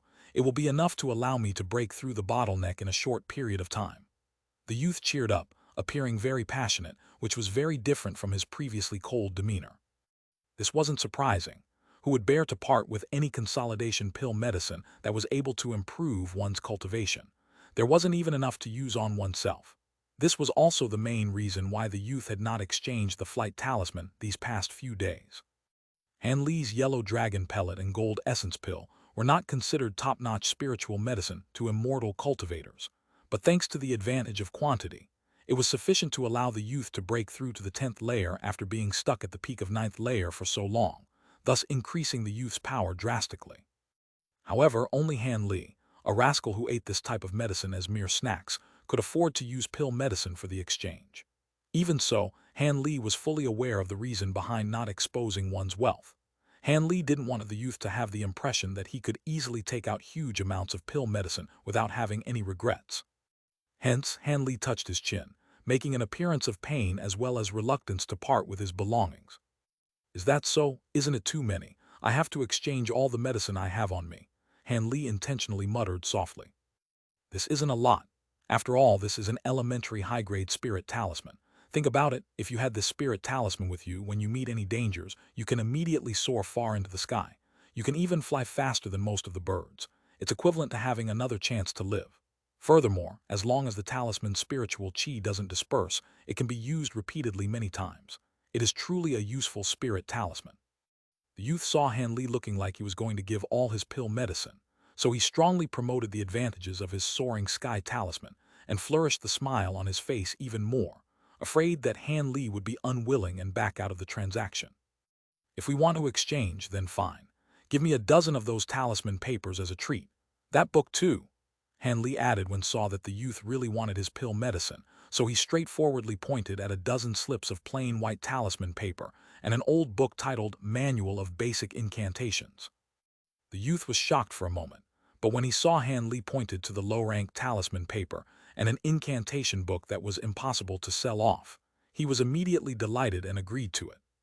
So this was how Hanley obtained Soaring Sky Talisman, and even managed to acquire a dozen slips of talisman paper, as well as the incantation book that he had his eye on from the very beginning. Hanley flipped through the old book. In the book, there were all kinds of most basic elementary incantations, including 7 to 8 low-grade magic techniques and an elementary mid-grade earth thrust technique. To other immortal cultivators, this kind of book was worthless, but it made Hanley extremely satisfied. This was because Hanley was currently lacking in these types of basic incantation techniques.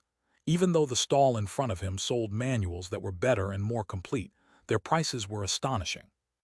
One manual titled Comprehensive Collection of Elementary Incantations of the 5 Elements was priced at 90 pieces of low-grade spirit stones, and another called Fundamental Water Incantation Talisman Techniques was priced at 60 pieces of low-grade spirit stones.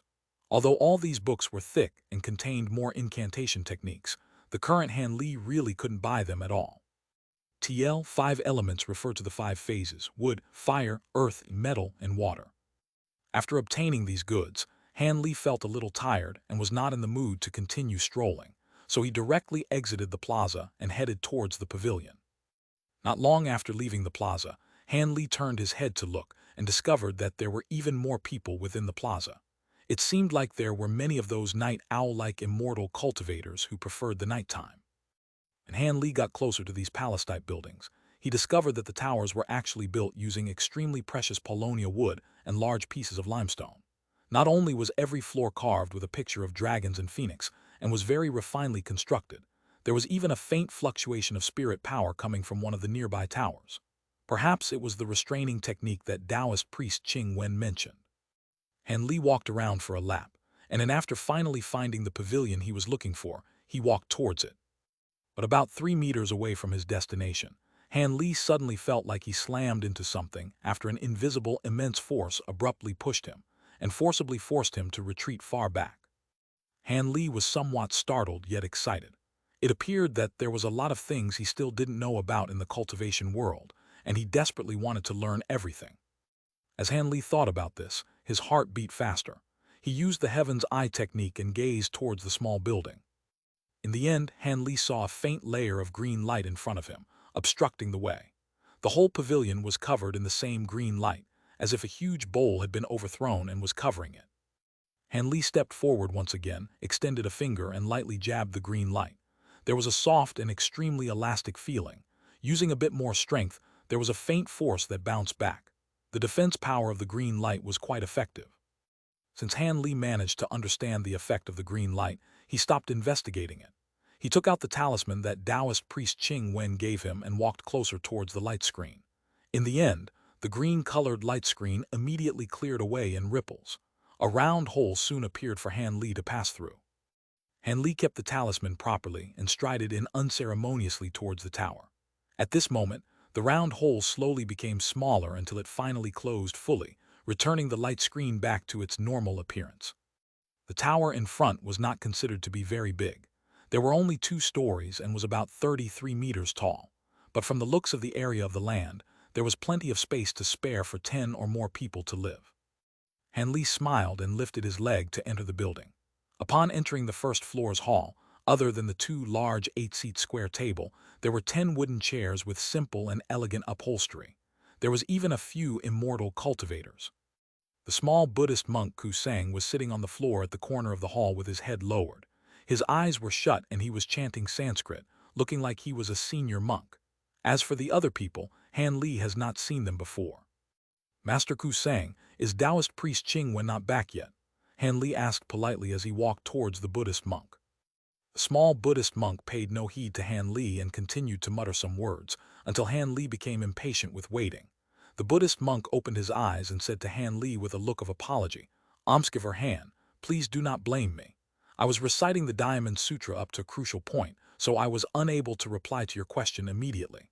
Please do not get mad at me." Han Li heard the Buddhist monk's reply and laughed dryly. "How is that possible? I admire focused people the most." Hearing Han Li say that, the small Buddhist monk laughed and leisurely said, "Taoist priest Qing Wen and the others are currently waiting for Omskiver Han at the 2nd floor. They instructed me to immediately tell you to go up once I saw you. It seems like they are looking for Omskiver for some matters." TL, Omskiver or benefactor is a traditional way Buddhist monks address others. Han Li became somewhat gloomy when he heard this. Really? Even though there were people looking for Han Li, this small Buddhist monk not only failed to immediately tell Han Li, he was still so slow and long-winded. In the future, it would be better to be further away from the same type of people as the small Buddhist monk. The further the better. Han Li silently cursed in his heart, but his face remained unchanged as he nodded his head. He walked towards nearby stairs in the hall and headed up to the 2nd floor.